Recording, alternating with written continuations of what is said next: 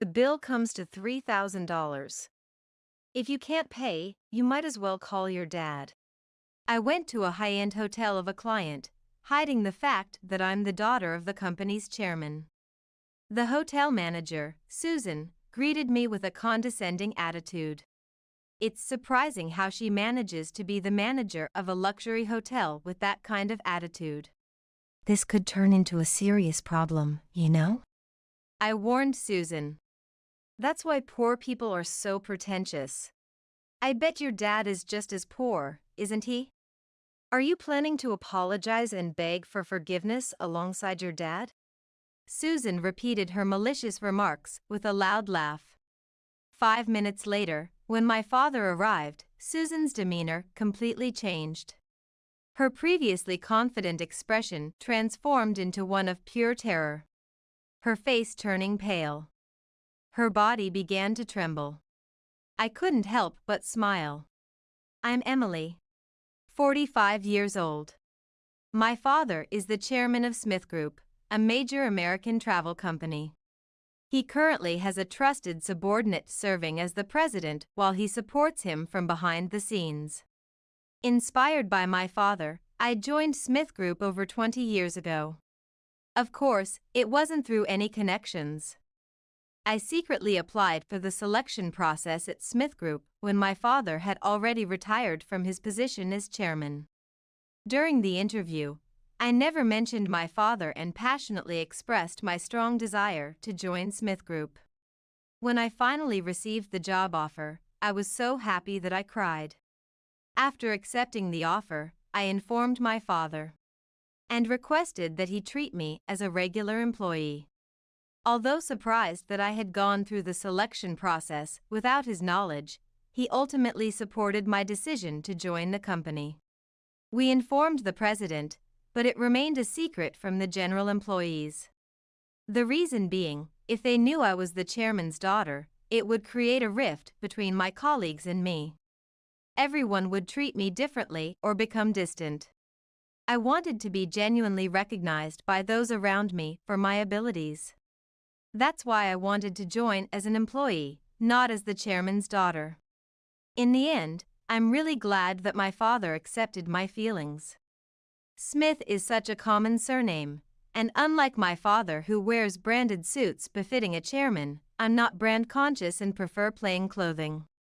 Thanks to that, my identity as the chairman's daughter has remained undiscovered for over 20 years since joining the company. Some of the executives might have noticed, but I pretend to be oblivious. My colleagues around me seem to have no idea about my identity, and I'm happy that they all treat me in a friendly manner. My current job mainly involves selling package tours. On the first floor of our headquarters, there's a customer service counter where general customers come to visit. I always wear my uniform and attend to the customers.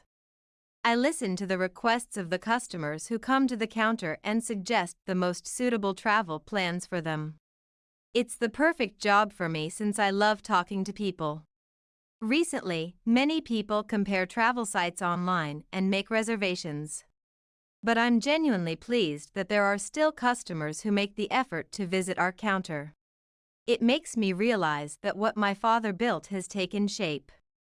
I also secretly take on certain jobs from my father. This is a top-secret mission that even my colleagues don't know about. Only a few trusted individuals handle this job. The reason being, it involves the movement of large sums of money. If the person isn't trustworthy, it could lead to significant problems down the line. Therefore, every time I undertake this job, I feel a sense of tension.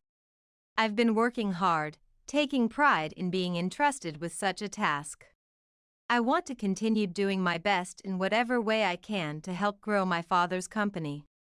On this particular day, I visited a certain hotel. It's the Miller Hotel, one of our clients. We often work with them for package tours. The plans that combine the Miller Hotel with flights are quite popular, and there are many customers who repeat. As a result, these plans are regularly organized. This time, I visited the hotel using my paid vacation days. The Miller Hotel is a classic hotel located in the heart of a hot spring town. The hotel has been in business for about 100 years, and its building exudes a sense of history. However, the interior has been renovated and is clean, so it doesn't feel uncomfortable to stay there. The previous manager here was a gentle person with refined manners and a beautiful presence. Despite being in her late 60s, she showed no signs of aging and moved swiftly, yet never gave the impression of being busy. She had just the right amount of elegance, making her the perfect fit for a high-end hotel manager. She also paid great attention to detail.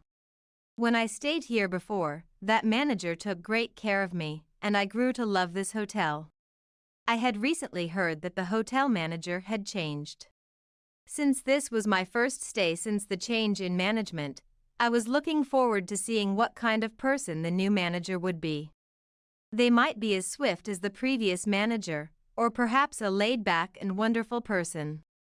There's also a possibility that they excel in their insight when it comes to reading guests. If that's the case, they might realize that I'm not just an ordinary guest. With these thoughts in mind, I entered the hotel, feeling a bit nervous. "Welcome. Do you have a reservation?" A woman who seemed to be the manager called out to me as soon as I stepped inside. The woman appeared to be around the same age as me, wearing a beautiful suit and having a lovely appearance. Amidst her vibrant presence, there was a sense of refinement. And from my impression, she seemed to be a kind person. I answered the woman's question.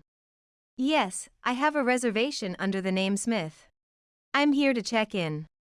As she checked the guest list, the woman spoke to me with a friendly smile. "We've been expecting you, Ms. Smith.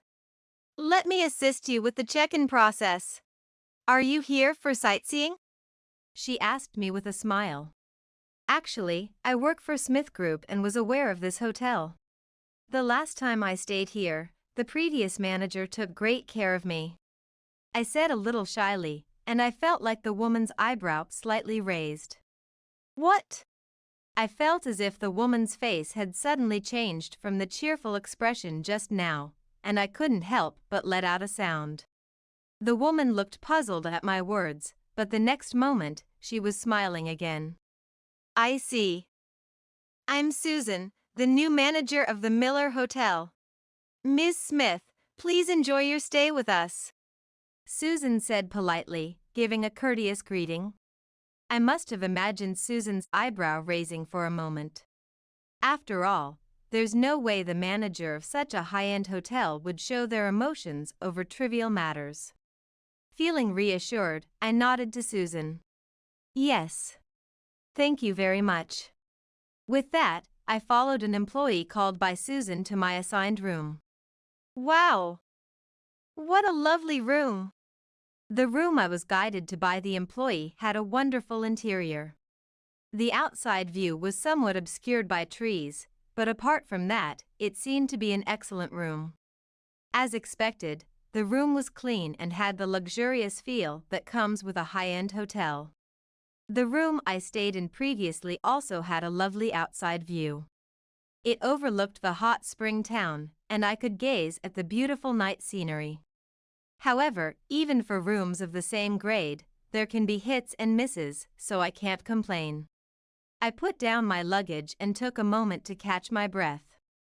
Even though it's just a one-night stay, I'm so happy to be staying at such a hotel. While it's part of my job, I want to enjoy this high-end hotel since I'm here. The new manager also seemed like a proper person, which is good. And since she appeared to be around the same age as me, there likely won't be another management change for a while. She has the same last name as the previous manager, so she might be the previous manager's daughter. If that's the case, there's a high possibility that her management style will be similar to the previous manager, and I can probably trust her. This assignment seems like it won't be too difficult for me. I thought I could relax, but I would soon realize that wasn't the case. After taking a dip in the Miller Hotel's renowned bathroom and settling down, it was already 7 p.m. It was the long-awaited dinner time. This hotel offers course-style room service. The staff brings the dishes one after another. From appetizers to desserts, everything is refined and a pleasure to look at. Even for the main course's luxurious steak, the staff lights the fuel and checks the doneness, providing attentive service. Just by absent-mindedly watching, the finest cuisine is prepared. The timing of the next dish's arrival is also perfect, allowing me to fully enjoy the dining experience. Of course, being a high-end hotel, they use an abundance of high-quality ingredients, and the taste is impeccable. I had set my dinner time for 7 p.m., so the staff should be bringing the meal to my room soon. At the Miller Hotel, the course dishes are prepared using seasonal ingredients and local ingredients harvested near the hotel that day. Therefore, you don't know what kind of dishes you'll be eating until the last moment. It's understandable that many people stay at the Miller Hotel every month just for the cuisine. I wonder when it'll come. I waited in anticipation of the meal. 30 minutes passed. There was still no sign of the meal being delivered. The surrounding rooms seemed to have already started their dinner, as I could hear lively voices. I waited with my chin resting on my hand, anticipating a knock on the door at any moment. However, there was no sign of anyone knocking. It's late. I wonder if they're busy. The scheduled reservation time had long passed. This was taking too long, no matter how you looked at it. Thinking that I might have gotten the reservation time wrong, I checked the confirmation email. But even after checking, it was definitely set for 7 p.m. I should probably go to the front desk and check, after all. Losing my patience, I decided to leave the room and head to the front desk. Just then, I ran into an employee who seemed to be serving dinner to a nearby room. I promptly called out to the employee. Excuse me.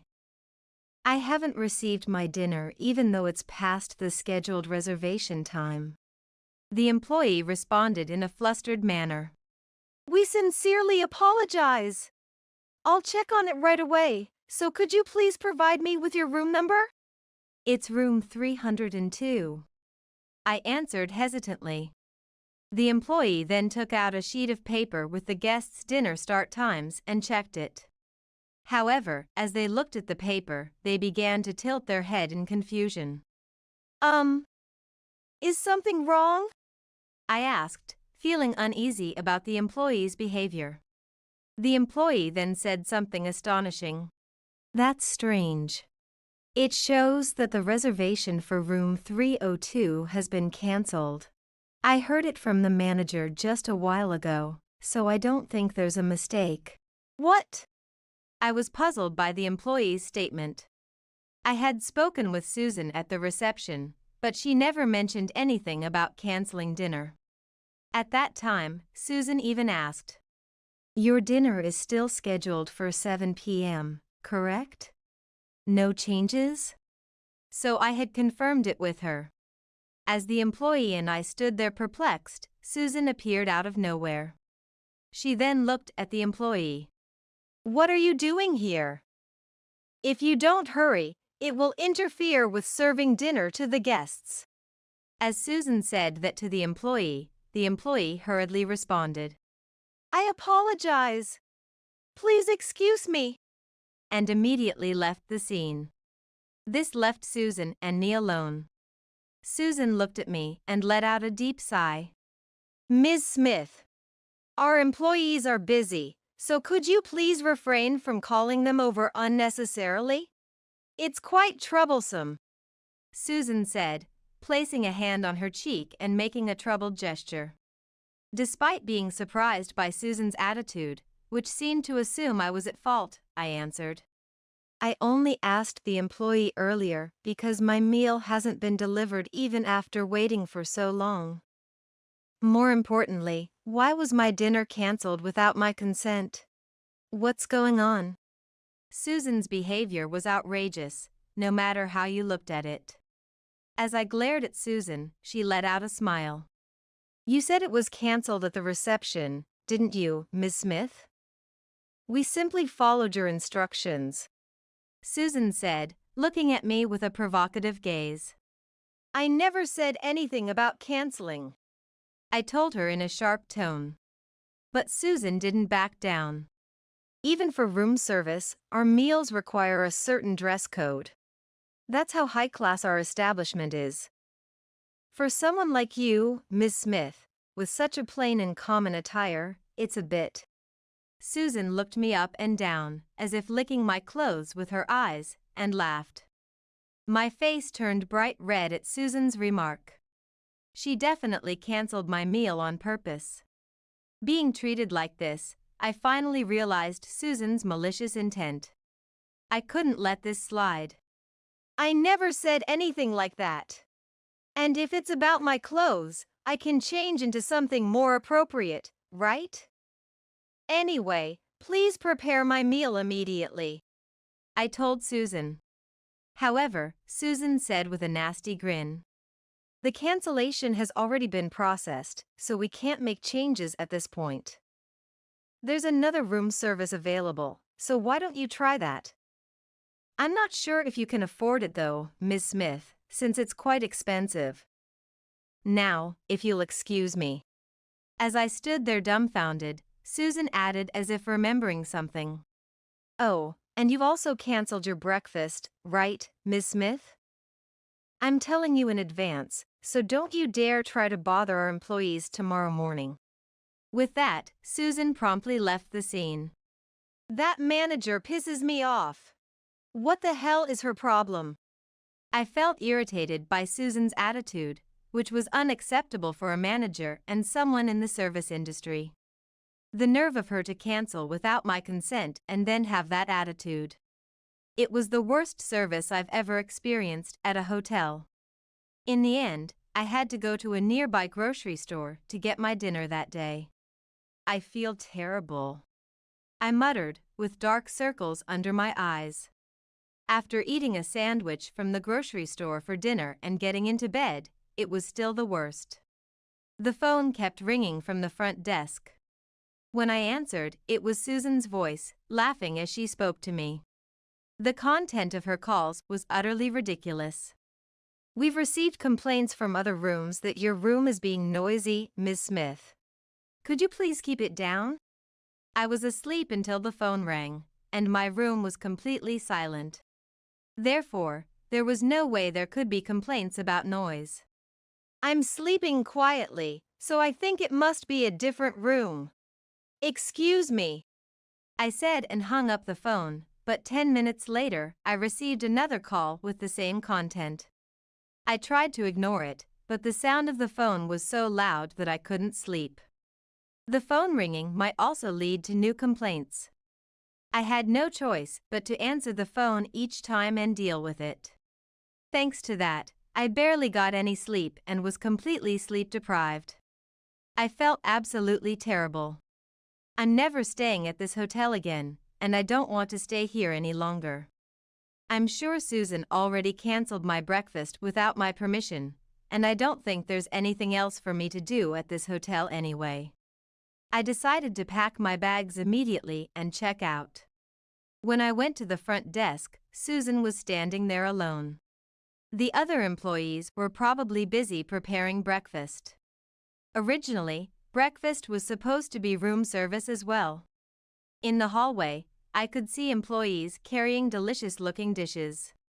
Not being able to eat such wonderful food, I thought Susan had done something truly despicable.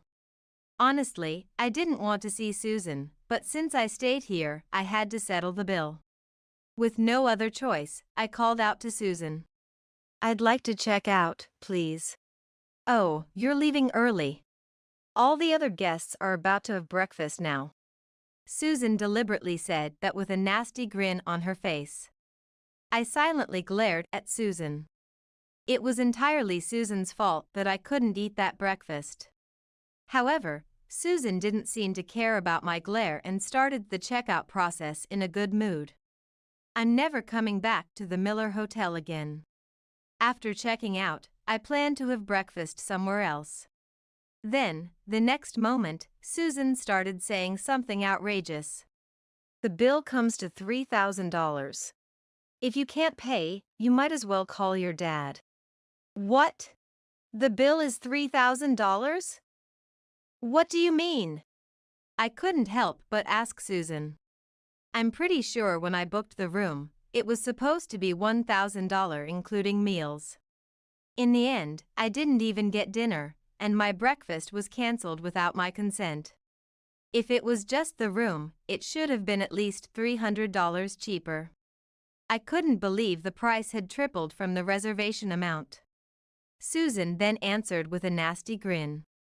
Our hotel has a policy of charging double the room rate as a nuisance fee for guests who have caused trouble. Did you read the rules carefully, Ms. Smith? You were causing a disturbance with noise all night yesterday, right? So this is the natural amount. I was furious at Susan's outrageous statement. I was sleep-deprived and irritated because of Susan, so why was she making such provocative remarks? I argued back at Susan. As I told you on the phone, I wasn't being noisy at all. And you canceled my breakfast and dinner without my permission, didn't you? Shouldn't you at least deduct that amount from the bill? I said something perfectly reasonable, but Susan made an annoyed face. Susan really did nothing but irritate me. Since you canceled it, it's only natural to include it in the fee. If you keep making a fuss, I'll call the police. With you working for Smith Group, this could get you fired, you know? Susan said with a laugh. It's unbelievable how she can be the manager of a high-end hotel with that attitude. I clenched my teeth in frustration.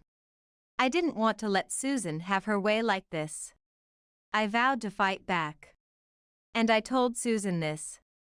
This could turn into a serious problem, you know? Even so, Susan didn't drop her arrogant attitude. A serious problem?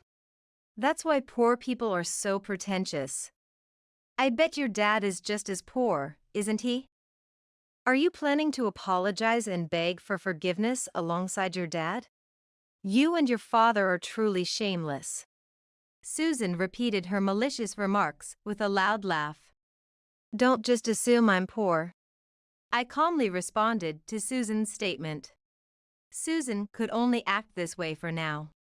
My father already knew about yesterday's events. Because I had just told him everything over the phone. My father was outraged when he heard my story. Saying such things to Emily. I'll never forgive her. I felt proud of my father for getting angry on my behalf like that. And I had already called my father to come pick me up by car. He would probably arrive in about 5 minutes. While waiting for my father, Susan kept making condescending remarks toward me.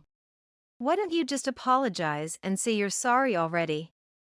If you do, I might even let you pay in installments. Well, the interest will be high though. I'm not paying such an overcharged amount. I refused. But Susan didn't care about my refusal at all. Well, even installments might be tough for a poor person. It's so sad to be in debt hell. She blathered on. She still seemed to want to look down on me as a poor person. Her personality was truly awful. I continued to ignore Susan's behavior. 5 minutes later, when my father arrived, Susan's demeanor changed. Dad! I ran up to my father with a smile. Susan looked at my father's face with a dumbfounded expression. She must have realized who my father was. That person is... Her previously confident expression transformed in an instant. Her eyes were clearly shaken. Susan's face turned pale and began to tremble. I laughed. Do you know my dad? He's the chairman of Smith Group. I told Susan with a smile. Susan greeted my father while trembling. I'm always truly indebted to the chairman. So Miss Smith was the chairman's daughter. What a wonderful daughter you have. Susan said that with a smile, but her smile was clearly strained. And she was completely flustered. Susan's remarks were obviously just flattery, and it was clear as day that she was shaken up. I coldly told Susan, "You're quite an amusing manager. Just a moment ago, you were making remarks that looked down on me as a poor person. Wasn't it something like, apologize and beg for forgiveness alongside your dad?" When I asked that, Susan pretended not to know while breaking out in a cold sweat. "I never said such a thing. Excuse me, but aren't you misunderstanding something?" Susan said, glancing up at my father to gauge his reaction. "Emily seems to like jokes. I've been striving to provide the best hospitality all along." I took out my smartphone. "Actually, I recorded our earlier conversation. Would you like to hear it?" Yesterday, I had received terrible treatment from Susan. Thinking that Susan might pull something again during checkout, I had recorded our conversation on my smartphone just in case. And just as I had predicted, Susan made some outrageous remarks. It pays to be prepared. When I said that, Susan glared at me. "You sneaky little," she muttered in a voice low enough that my father couldn't hear. It seemed that Susan wasn't reflecting on her actions at all, even in this situation. I really had to question her integrity as a person. Therefore, I didn't care what kind of situation Susan ended up in after this. I explained to my father what had just happened. About how Susan had demanded $3,000 from me and proposed a high-interest installment plan. Of course, I also told him how she had looked down on him as well. While I was talking to my father, Susan's face turned pale, and she said, "Stop! Don't say anything more." But I ignored her. By the time I finished talking, my father's face had turned bright red, and he was even angrier. That's just how my father is, doting on his daughter. Of course he would be furious. And my father told Susan in a firm tone, "Let's cancel the talk about providing funds to the Miller Hotel. Please, anything but that." Susan looked like she was about to cry as she tried to cling to my father. And for good reason. In fact, the Miller Hotel's business had been deteriorating, and they were starting to have difficulties with cash flow. The Miller Hotel had originally prided itself on being a high-end establishment, but recently, the quality of their service had declined. That was most likely Susan's fault as well. It was obvious from her attitude during these past 2 days. Susan was friendly to guests who seemed wealthy or were male. However, her attitude clearly changed towards guests who were more down-to-earth or praised the previous manager. She might not have been as blatant as she was with me, but it was still at a level that guests would notice. Smith Group's main business was in the travel industry, but they also provided funding to hotels that they partnered with mainly for package tours.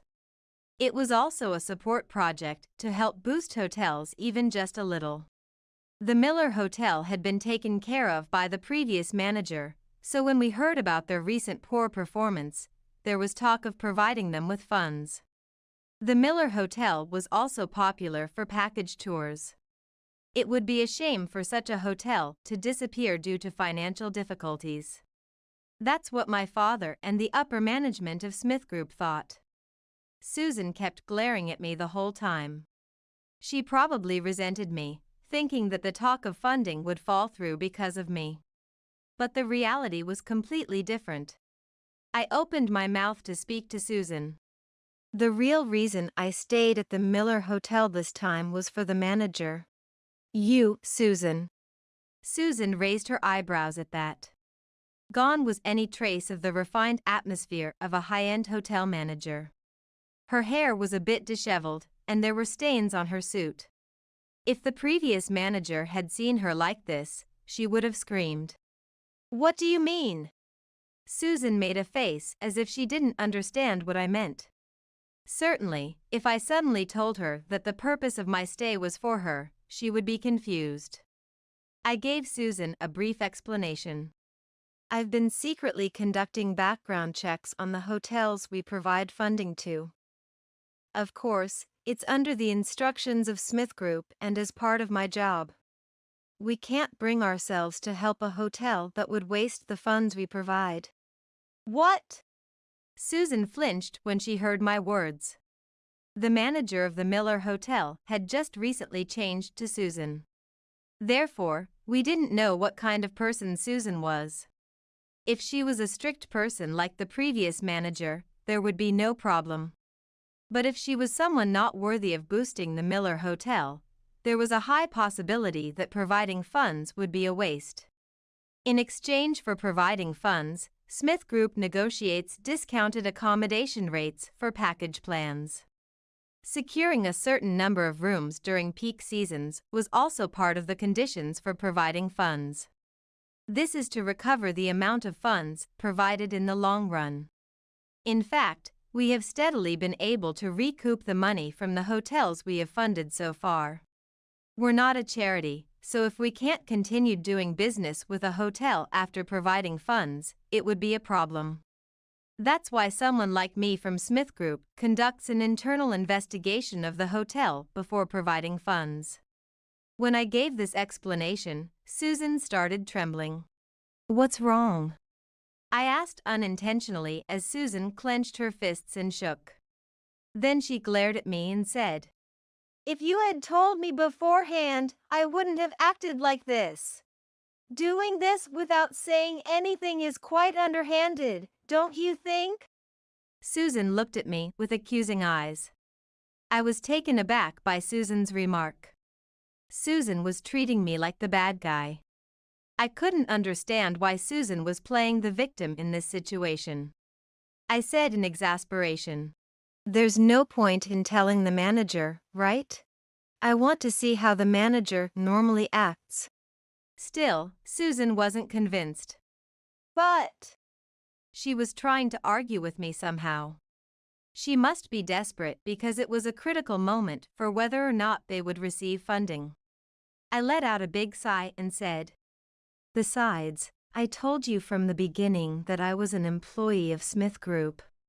If there's talk of funding, shouldn't you have been more careful then?"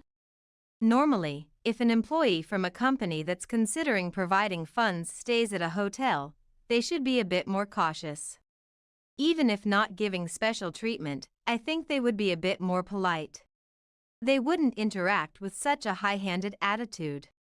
Then Susan muttered in frustration, "I was annoyed that someone around my age could stay at a luxury hotel like this.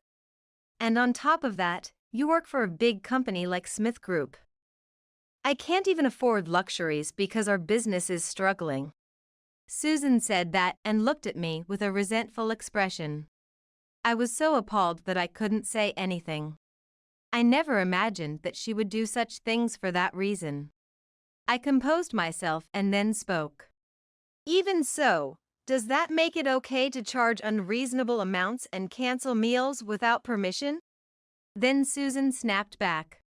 "I was going to serve you the meal if you apologized while crying. You're the one who hurt my pride. Isn't that natural?" "That's unacceptable for someone in the service industry," I muttered unintentionally. My father must have felt the same way, as he let out a big sigh. "Anyway, the talk of funding is off the table. This is final. If you have any complaints, please take them to Smith Group's point of contact." Then Susan said with a face that looked like she was about to cry, "No way! What will happen to this hotel without funding from Smith Group?" Susan desperately clung to my father, trying to get him to provide the funds. "Please, just provide the funding. I'll even make your daughter's accommodation free this time as a special offer. I'll include discount coupons too." But my father only shook his head. I quietly told Susan, "It was a good thing that it happened to be me this time, but if you did that to a regular guest, it would lead to credibility issues. You're unfit to be a manager." "No way!" At that moment, Susan collapsed to her knees. Tears were overflowing from her eyes. Susan's time as a manager was probably over. She had gone this far with me, someone associated with Smith Group, a business partner. No matter how much she regretted it, we would never provide funds to the Miller Hotel with Susan there. I paid the regular rate and left the hotel with my father. After that, Susan ended up leaving the Miller Hotel. In fact, after what happened, my father had contacted the previous manager. And the previous manager immediately scolded Susan and ordered her dismissal. The previous manager was Susan's mother, and she was currently working behind the scenes in accounting and other areas. As the previous manager, she had appointed Susan as the manager of the Miller Hotel, wanting her eldest daughter to take over. However, while Susan acted like a good girl in front of the previous manager, she actually had a selfish side. Without the previous manager finding out, she had apparently forced employees she didn't like to quit one after another.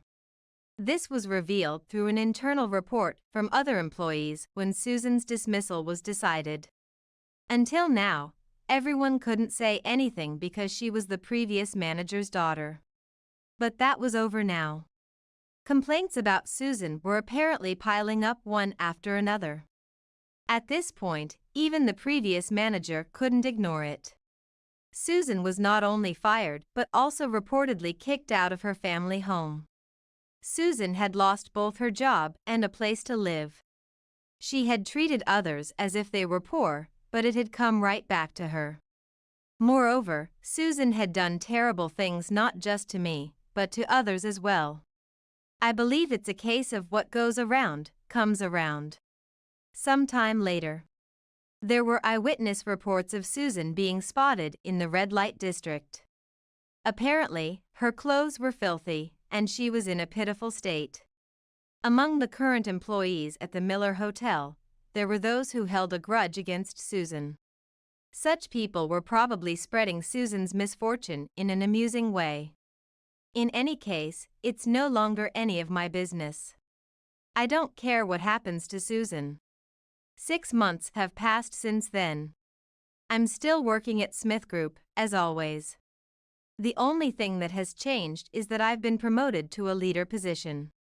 Ostensibly, I work in sales, and my colleagues don't know about my duties in conducting internal hotel investigations. And it's been decided that my father will not be involved in my promotion. In other words, this promotion is entirely based on my own abilities. That genuinely makes me happy. I think I will face hardships in my work going forward. But I intend to keep doing my best without getting discouraged. And someday, I want to become someone who can lead Smith Group, just like my father. That's my plan for now. Electric bill, $1.1 thousand? I was shocked by the sudden spike in our electric bill. It had never even reached half this amount before. When I discussed it with my husband, Oswald, he thought for a moment before making a suggestion. Maybe we should try turning off the breaker at night. We hardly use any electricity at night anyway. I wondered if this would really save us any money. Nevertheless, I followed Oswald's advice and started turning off the breaker at night. Then, one day, things finally changed. As usual, after turning off the breaker and going to bed, my smartphone suddenly started ringing. Struggling in the dark, I finally managed to grab my smartphone and saw a barrage of missed calls from my daughter-in-law, Stephanie. Why would Stephanie call? As I held it, the smartphone vibrated again. I answered the phone immediately. Hello. Michelle? Enough is enough. What's going on? Stephanie was incredibly upset, not giving me a chance to speak. Later, I wondered, why did Stephanie put herself in such an unfavorable situation? My name is Michelle. I'm a 70-year-old housewife. Oswald is my age, a hard-working employee at a major company. Now retired, thanks to Oswald's efforts, we can live comfortably without any inconvenience. I'm nothing but grateful. Our eldest son, Lucas, and our second son, Cooper, moved away for jobs, but Oswald and I have been living happily together. I always thought our peaceful days with gentle Oswald would continue forever. Then suddenly, we got a call from Lucas. He was being transferred to work in this area. "It's a great opportunity to live near home," he said. He hadn't shown much concern for us before, so this sudden interest was surprising. When I asked, Lucas proudly said, "I'm 36 now, Mom. You and Dad are 70, right? I haven't shown you my kids. I thought it'd be a form of filial piety to live nearby." "That's unnecessary," I said. Despite my words, I couldn't help but smile, touched by Lucas's thoughtfulness. Then, I remembered that a new condominium had been built nearby. If I recall correctly, there were still vacancies, looking for occupants. After I mentioned this, Lucas, pleased, said, "A new build is a sure bet. We'll go for that. But we should check with Stephanie first. Living right next to the in-laws might not sit well with her, right?" Stephanie seemed like the type who could handle herself well. Since quitting her job upon getting married, she had switched to working from home, earning a part-time income. Our relationship had been good, possibly because we hadn't seen each other much. Most daughters-in-law would dislike the idea of moving next to their in-laws. However, Lucas's response was unexpected. Actually, it was Stephanie who suggested it. When the transfer was decided, she proposed living near home. This surprised and pleased me. Honestly, I thought Stephanie and I didn't get along well. I'm laid back, which some might find annoyingly slow. Stephanie, efficient and the opposite type. And I have always tried not to be overbearing or sarcastic as a mother-in-law, though I worried she didn't think well of me. Lucas's suggestion blew away those concerns. "That's great. Discuss it with Stephanie and let me know what you decide." "Will do." Eventually, the eldest son and his wife did a walkthrough of the condo, and it seemed Stephanie agreed, as they moved in the next month. Moving is tough. How about joining us for dinner? Oswald and I planned to help with the move, but being elderly and with movers around, our son and daughter-in-law declined. Instead, I thought offering dinner might be a way to help, so I approached them after the movers left. "That sounds great." Lucas was enthusiastic, unlike Stephanie, who seemed a bit down. Maybe suggesting dinner with the in-laws was too much right after moving. I might have overstepped. I quickly added, "Sorry, you must be tired. Maybe we should plan it for another time." Lucas, all set to go out, made a face. "Come on, let's go. It's a special occasion and I'm already hungry." "Hey, Lucas." Remember to consider Stephanie's feelings too. As I was about to say this, Stephanie looked at me. "I want to eat sushi. Is that okay?" "What?" I was taken aback for a moment, but then I answered with a smile. "Yes, of course." "Then, I'll take you up on that offer." Stephanie took out her smartphone and started making a reservation at the restaurant. "I've been wanting to try this sushi place I saw on social media. It seemed a bit pricey, so this is perfect," Stephanie cheerfully told Lucas. Was she implying that it was better to go on someone else's dime because it was expensive? Though it was a housewarming gift and money wasn't an issue, I felt conflicted. However, I couldn't voice these thoughts, and we all got into Lucas's car. Oswald sitting next to me had a complicated look on his face too. "Delicious. I'm glad. Eat as much as you like." It was our first time at this sushi restaurant, but the taste was exceptional, and it was a good choice. Both Oswald and I were satisfied, and the eldest son and his wife kept eating more and more. "Pricey, but worth it. I couldn't come here on my own dime. We should come again." Stephanie glanced at us as she stuffed herself with tuna. It was nice to see her enjoying the food, and I didn't mind bringing them again.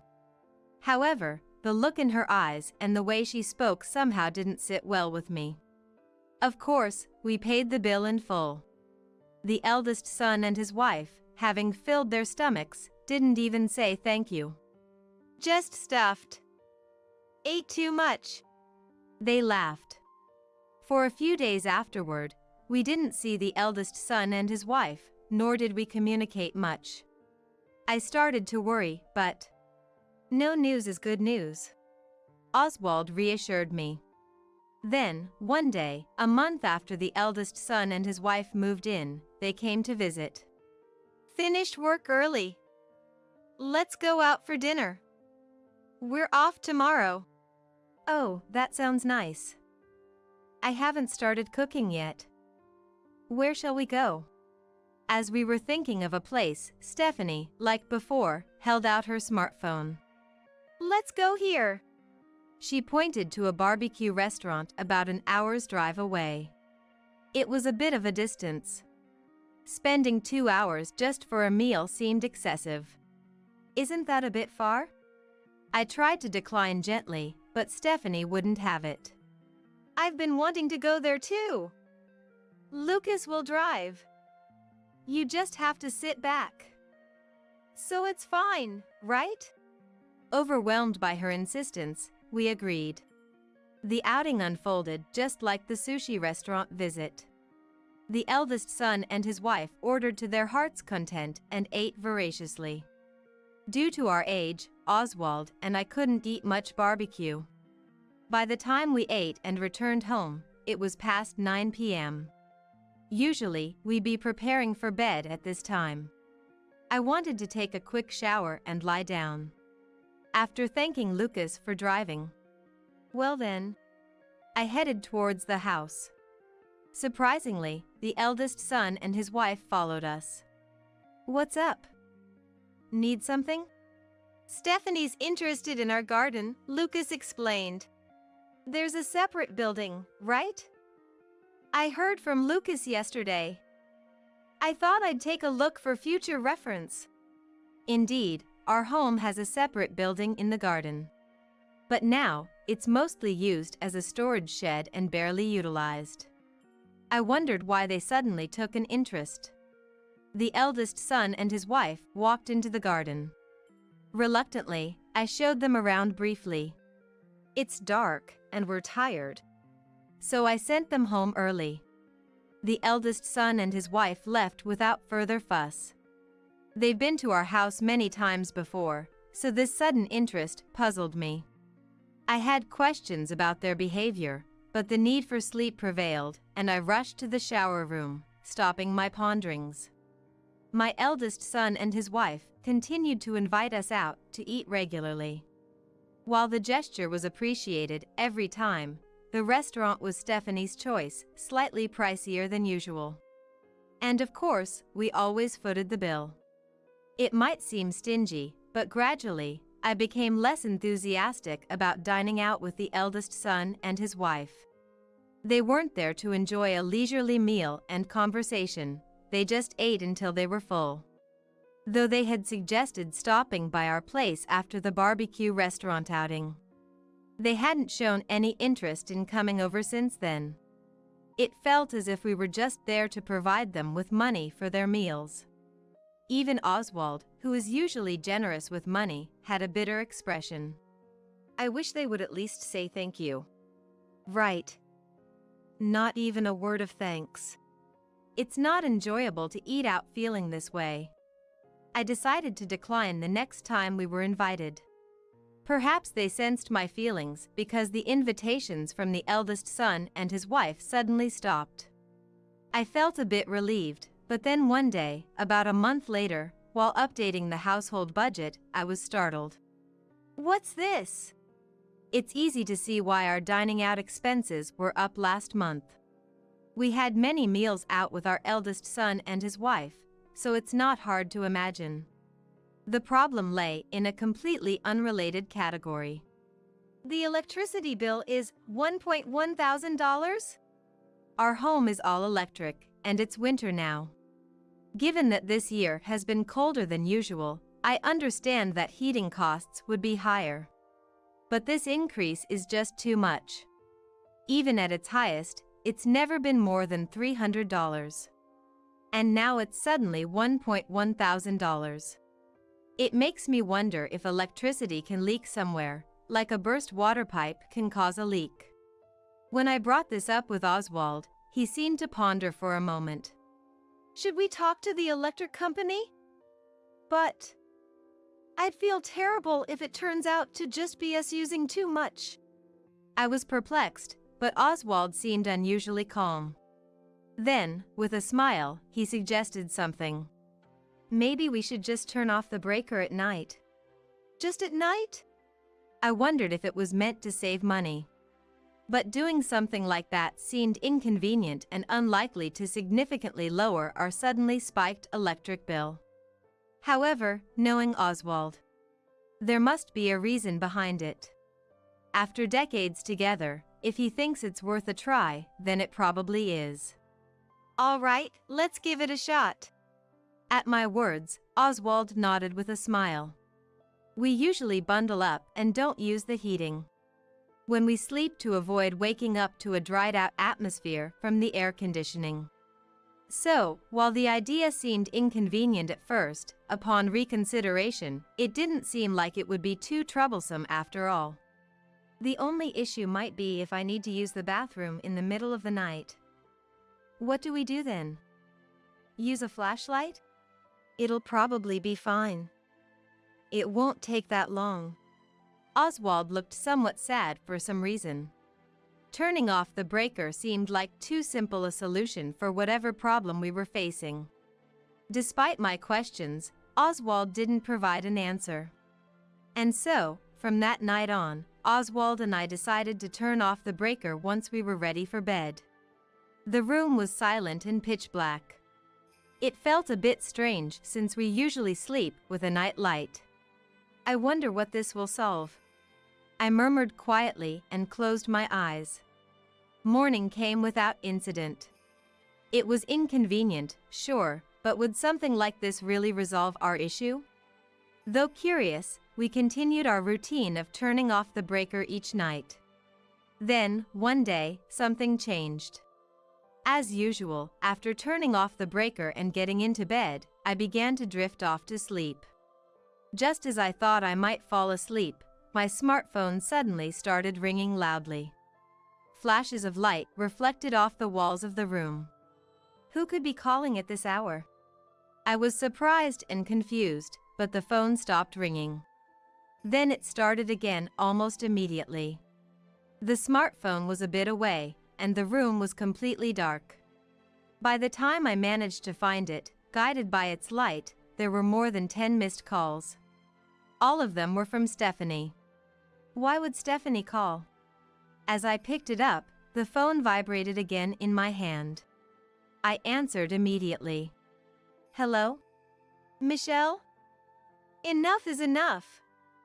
What's going on over there? Before I could even speak, Stephanie sounded very agitated. What do you mean? It's your electricity. It's been going out at night for the past few days, hasn't it? I talked to Lucas, and he said the condos aren't experiencing any outages. It's weird that only your house is losing power. Did you do something? Stephanie interrogated me rapidly, as if accusing us. Her claims were bizarre, especially since it was strange how she knew about our electricity usage. How do you know our electricity is going out? What? We've only used a night light during these hours before. There are curtains, so practically no light should be leaking outside. Unless someone was paying very close attention, they wouldn't notice our recent lack of electricity. And what do you mean you talked to Lucas? Aren't you at the condo? Where are you? There was no reply from the other end. Stephanie? Please turn the electricity back on quickly. Stephanie's voice was shaking as if she was disturbed by something. With that, the call was ended. What does that mean? I looked over at Oswald next to me, who was also on the phone with someone. "Who are you calling?" I asked, and he said he was calling Lucas. Then, Oswald called Lucas over. As soon as Lucas arrived, he was surprised by the darkness of our home. Greeting him at the entrance, only the street lights illuminated us. "Why aren't the lights on?" I tried to explain, but Oswald gestured for me to stop. "More importantly, do you know where Stephanie is?" "What?" Even in the dim light, it was clear that Lucas was unsettled. "Lucas, talk to us." Seemingly resigned by Oswald's stern voice, Lucas began to speak in a soft voice. "Actually, I had a fight with Stephanie a while back, and she hasn't come back home." They've been in contact through social media and phone calls, but haven't seen each other face to face. "So where is Stephanie?" "She works from home, so she doesn't have many places to go during the day, right?" "Isn't she in trouble?" "It seems she took her computer with her, so she should be fine. Probably staying at a friend's house or something." Lucas seemed hesitant to ask for her exact location, fearing it would seem like admitting defeat. "You two are married, and yet..." I was exasperated when another call from Stephanie came in. As soon as I answered, her voice, louder than before, filled my ear. "Is the electricity still not back? I can't stand it anymore. If you don't know what's causing it, you better call a professional or something." Why was she so fixated on our electricity? Even I could somewhat understand the answer to that by now. In other words, Stephanie would be in trouble without our electricity. Looking at Oswald, he slowly nodded. We went back to the bathroom where the breaker was, turned it back on, and quickly pressed the hallway light switch before heading back to the entrance, led by Oswald, to a certain location. It seemed the electricity was restored. Through the still-connected phone, I could sense Stephanie's sigh of relief. "Stephanie, are you by any chance near us right now?" "What?" "Like, for example, in a separate building." At that moment, I vigorously opened the door to the annex. The scene that greeted me as I opened the door was shocking. It was a completely different place from the annex I remembered. A respectable living space had been created by cleverly arranging shelves and tables in the cramped space. There was even a small refrigerator. And at the center of all this, Stephanie stood frozen, staring at us wide-eyed. Stephanie opened and closed her mouth, trying to say something but seemingly too shocked to speak.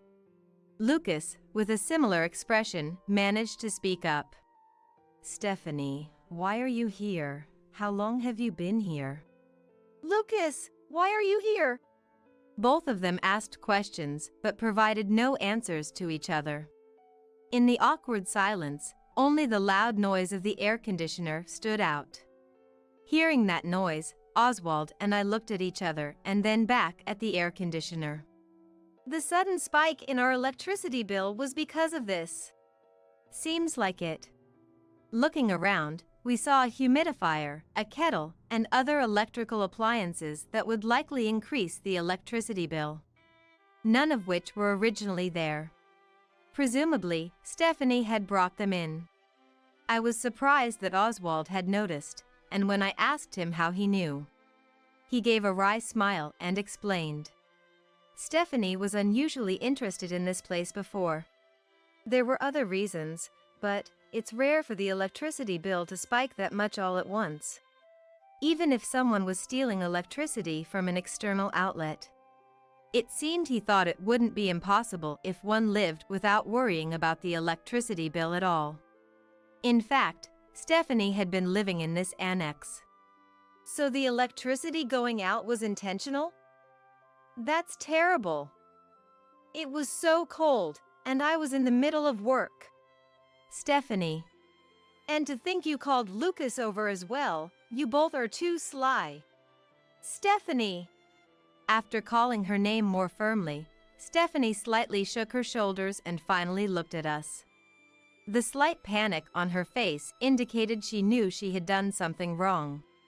I heard from Lucas just now that you two had been fighting. How long have you been staying here? About a month, I guess. That long? As Oswald and I looked on with disbelief, Stephanie's face turned a bit red, and she raised her voice. Maybe it was wrong of me to just move in without asking. But come on, we're family. Even if we're family, it's not okay for you to just barge in and live here without permission. If Lucas had just apologized sooner, none of this would have happened. When Stephanie said this looking at Lucas. What did you say? He glared back at her. I didn't want to live in such a cramped space, you know. Instead of apologizing, Stephanie became defiant, snorting and crossing her arms. Don't use your marital spat as an excuse. Anyway, you're going to have to take responsibility. Speaking sternly on purpose, Stephanie reacted with a slightly scared look. Responsibility? Yes. The electricity bill has skyrocketed because of you living here. You'll have to pay the difference. Stephanie burst out laughing. The electricity bill? Michelle, for someone who's well off, you're quite stingy, aren't you? Fine, I'll pay it. How much is it? The electricity bill was $1,100. Our usual bill for this time of year was $300. So, the difference was $800. $800.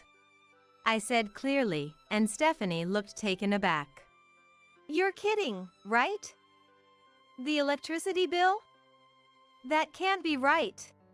It's not a joke. Last month's bill was $1,100. The difference from our usual expense is $800. Stephanie glared at us with a sharp look, and then started saying something outrageous. You guys should pay me money. Why would we do that? Stephanie put forth her illogical reasoning. Because you intentionally turned off the breaker, my work was interrupted, you know? You have no idea how much trouble I've been in these past few days. That's no reason for us to pay you. How is that fair? Why should I be the only one to pay such a high amount? Despite having taken advantage of someone else's property without permission. Without a word of apology or any sign of remorse, Stephanie remained defiant. Oswald, who had been silent until now, finally spoke up to Stephanie. Paying for what you've used is only natural. Even a child understands that. Stephanie fell silent at Oswald's unusually stern tone. Then, Oswald, with a sigh, handed something over. Lucas, you really should have been more discerning about women. With a bit of sarcasm, he presented a few photographs. Looking at them, the color drained from Stephanie's face. This. Stephanie hurriedly tried to collect the photos, but it was too late.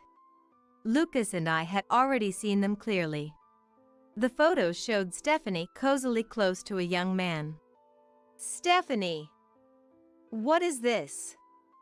You accuse me of cheating, and now it turns out you've been cheating? It seemed this was the root of their argument. Stephanie's face contorted. Who is this guy? It's not like that. He's just a friend. Well, not really just a friend, but...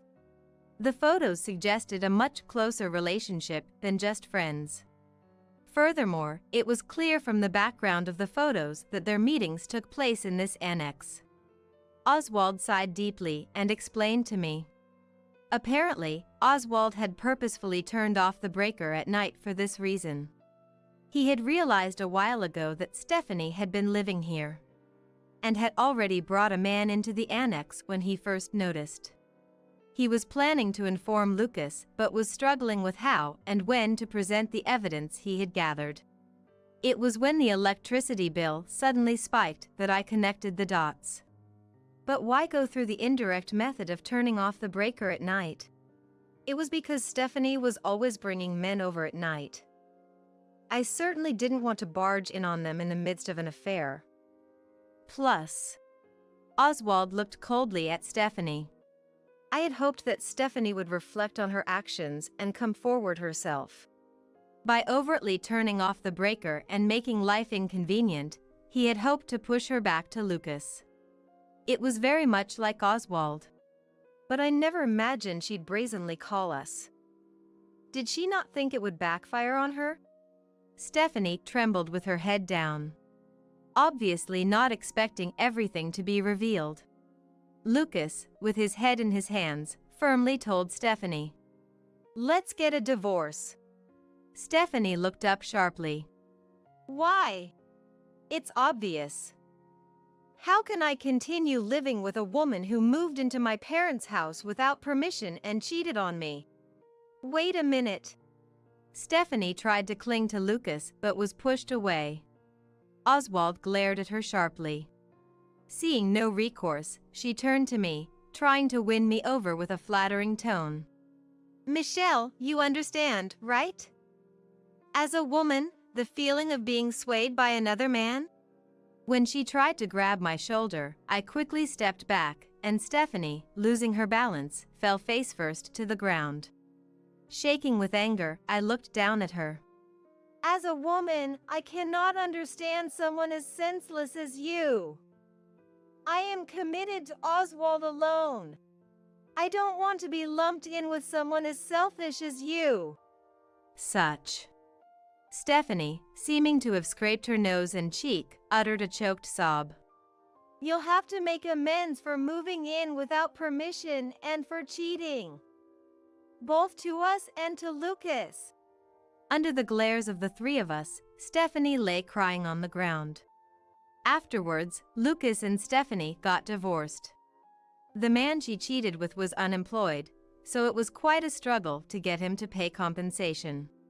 But Stephanie is likely facing much bigger struggles ahead. Although she works, her income is only part-time, and now she's burdened with debt from the compensation. Finding a new place to live is going to be tough. Lucas, too, showed signs of remorse. Later, he apologized and revealed a new fact. It was Stephanie's idea to move next to our house, saying, "Lucas, your family is wealthy, so let's live near them and have a good time." Lucas had easily agreed to this and was the one proposing regular meals at our place. He promised that, while he may come over for meals in the future, he wouldn't ask for unnecessarily expensive things. Oswald and I reflected on not checking the annex more thoroughly. We hadn't even locked it, thinking it was secure within our property. We planned to regularly organize and utilize the space from now on. While Stephanie's actions were shocking, this incident has deepened the bond between Oswald and me. We hope to continue supporting each other as a couple. This time, give the baby to your brother. You can just have another one. After I announced my pregnancy to my parents, my mother uttered those unbelievable words. Brother Zach and his wife Rosie, who is infertile, demanded that I give up my child for adoption to them. My parents have always prioritized Zach over everything and neglected me. The hopeful future I had envisioned upon conceiving my first child turned into despair. My name is Olivia. I've been married to my husband Walt for 3 years. Our marriage is great, and we've been talking like we want a child soon. However, I've kept some distance from my family home. The reason lies with my parents and my brother Zach. At the family home, my parents, Zach, and his wife Rosie live together. Zach was a prodigy since childhood and graduated from a prestigious university. He now secured a job at a major corporation. He is set to join and eventually take over our father's company. Our parents have adored him since he was young. In comparison, I wasn't very smart and had average looks, so I don't have many memories of being cherished by our parents. From a young age, I was always confused by the difference in treatment between Zach and me, often feeling down alone. Especially our mother, she was always with him, clearly showing he was her favorite. As for me, she mostly ignored me. When she did talk, it was usually to put me down. Perhaps influenced by our parents, Zach looked down on me too, so we never had a good sibling relationship. I felt I had no place at home and grew increasingly isolated. For those reasons, as soon as I graduated high school, I left home. My parents, seemingly uninterested in me, didn't say much when I announced my departure. In fact, they seemed almost pleased. After leaving, I got a job. And 3 years later, I married Walt, who was a classmate from high school. I was eager to build my own family and find my peace, away from the influence of my family. I only return home for Thanksgiving and Christmas. I'd rather not go, but my parents insist. They worry about appearances, and a daughter who never visits would look bad. They make a fuss if I don't go, so I endure it and visit twice a year. I went back grudgingly this Thanksgiving, but my mother was as cold as ever. You and your husband are still so unimpressive. It ruins the festive mood. She started with her sarcasm right away. She called us back only to say such things. If she's going to be like this, she shouldn't bother calling. I thought, while fending off her sarcasm, but her barbs continued. We're worried about you. You two live in poverty. We always think you'll come begging for money. My family home is quite wealthy. But since leaving, I've never asked for financial help and have been living off our own earnings with Walt. We manage a decent life and even celebrate their birthdays properly. There's no way we would do that. I immediately responded to her baseless accusation. However, she blurted out, "But you two are still low income, aren't you?" And then shifted her gaze to Walt beside me. Walt, you're still working at that detective agency, right? How long do you plan to keep doing that shady business? Don't you feel embarrassed?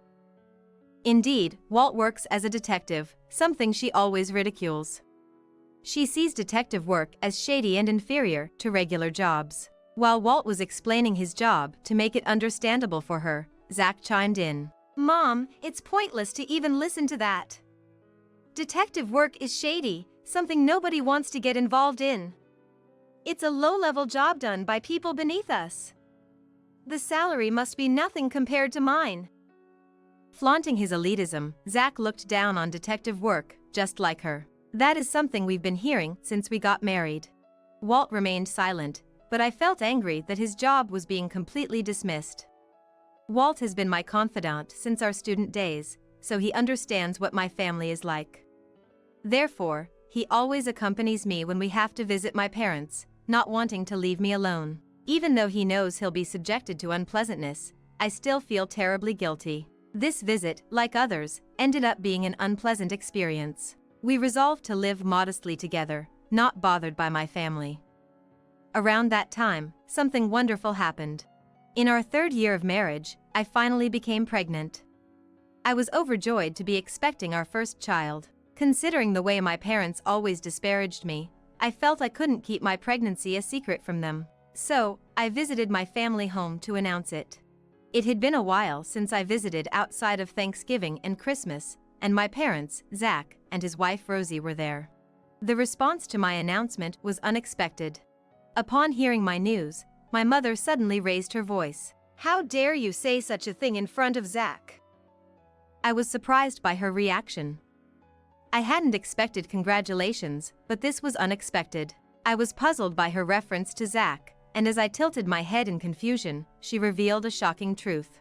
Zach can't have children, due to Rosie's constitution.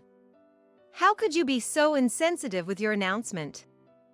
I had no idea that they were infertile. Stunned by her unexpected words, I turned to look at the two. Zach looked uncomfortable and resigned. Meanwhile, Rosie was looking down solemnly. You dare have a child before Zach. If it weren't for Rosie, this wouldn't have happened. She sighed dramatically, glancing back and forth between Rosie and me. Observing that, Zach intervened. You know, Rosie feels guilty enough as it is. Don't be too hard on her, Mom. I was a bit surprised to hear he defend Rosie. From my occasional visits, I knew that his attitude towards Rosie was never that kind. You're really kind, Zach. Rosie, if it weren't for being Zach's wife, you'd have been divorced long ago. Hearing Zach's words, our mother glared at Rosie. Indeed, knowing them, they might have divorced Rosie immediately upon learning of her infertility. But perhaps Zach does have some affection for his wife. I pondered that as I watched he calm our mother down. Well, I've made my announcement, so I'll be heading home.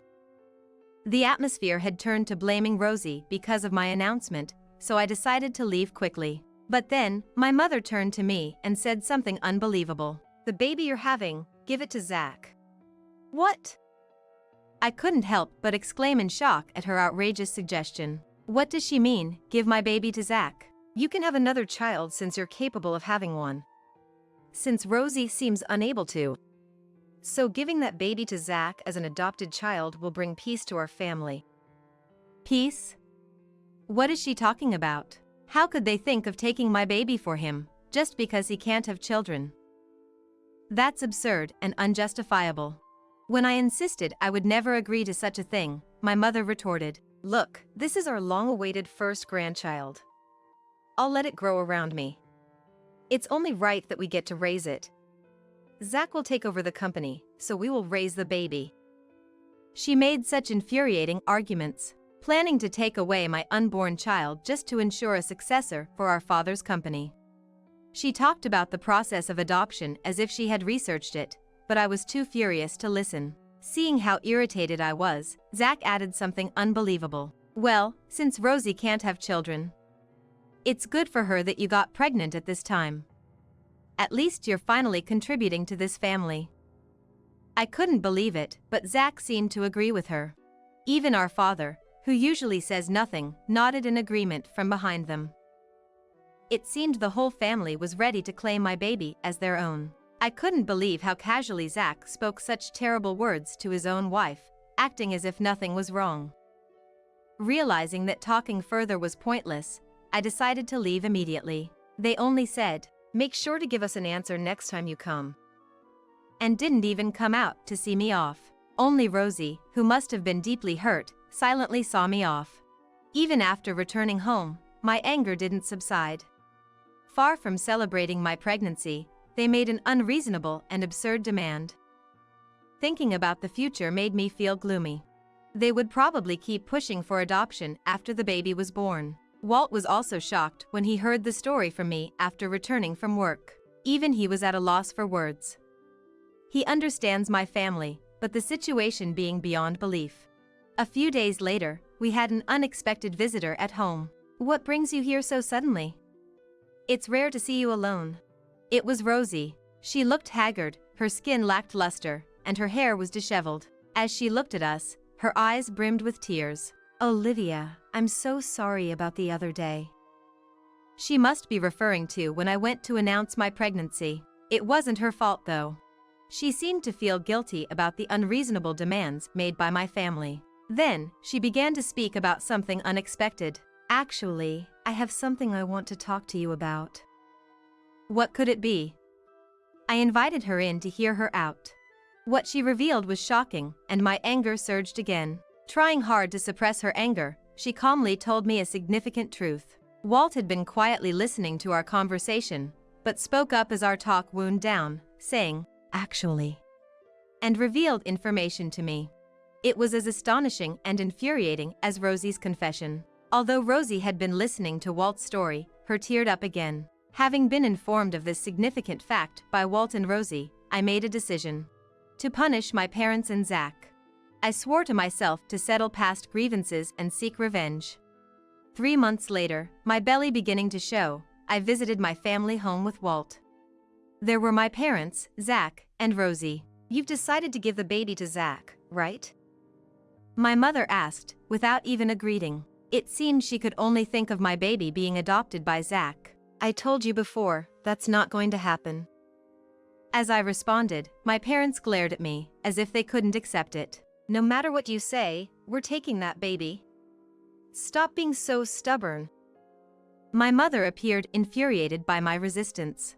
Feeling the same way, Zach and my father just glared at me without stopping her. "No matter how much you yell, I will never give the baby away.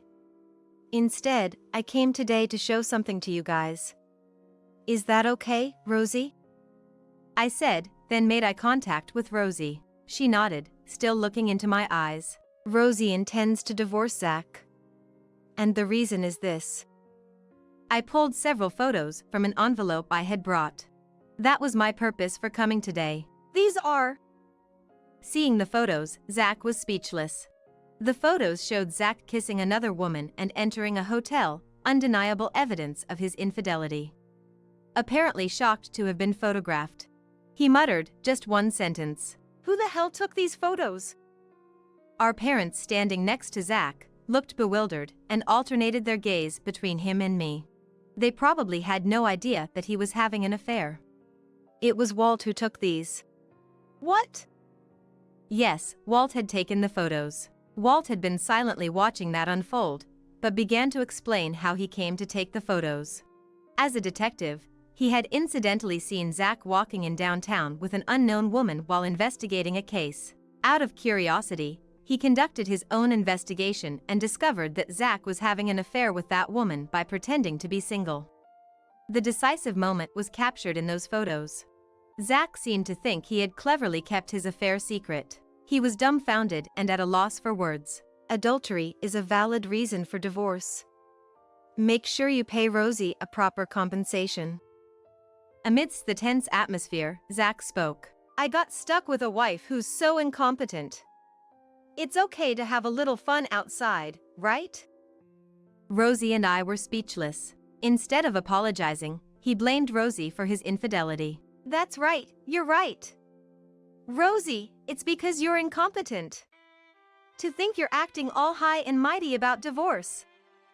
Our mother joined in, supporting his retort. They were desperately trying to blame Rosie, probably not wanting to be at a disadvantage themselves. I guess after I left, she must have been treated coldly by this family, just like I was. Thinking about it made me feel terribly sorry for her. Therefore, I decided to confront this family today. To save myself and Rosie, who had been neglected all that time, I pushed them further into a corner by blaming Rosie. "Zach, you made fun of Walt, but the investigative skills of a professional detective are extraordinary. As soon as he started investigating, evidence kept piling up. And then, we found out something shocking about your mistress."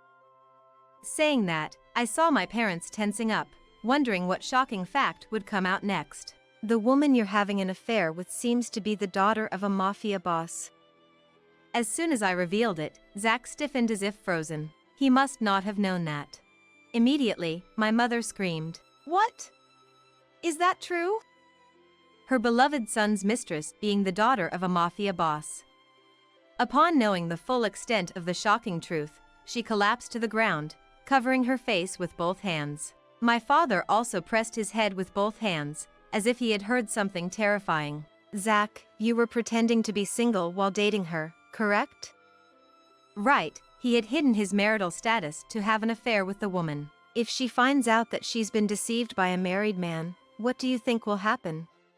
What will her parents do when they learn their daughter was tricked by a married man? It would be better to tell them, right?" With my threatening words, now clearly realizing the identity of the woman he had been deceiving, Zach started to panic. "No! I didn't know either. I was deceived too." Our parents, domineering just a moment ago, were now completely confused by this unforeseen revelation. Then, Rosie began to speak in front of the flustered. "You didn't just deceive your mistress, did you?"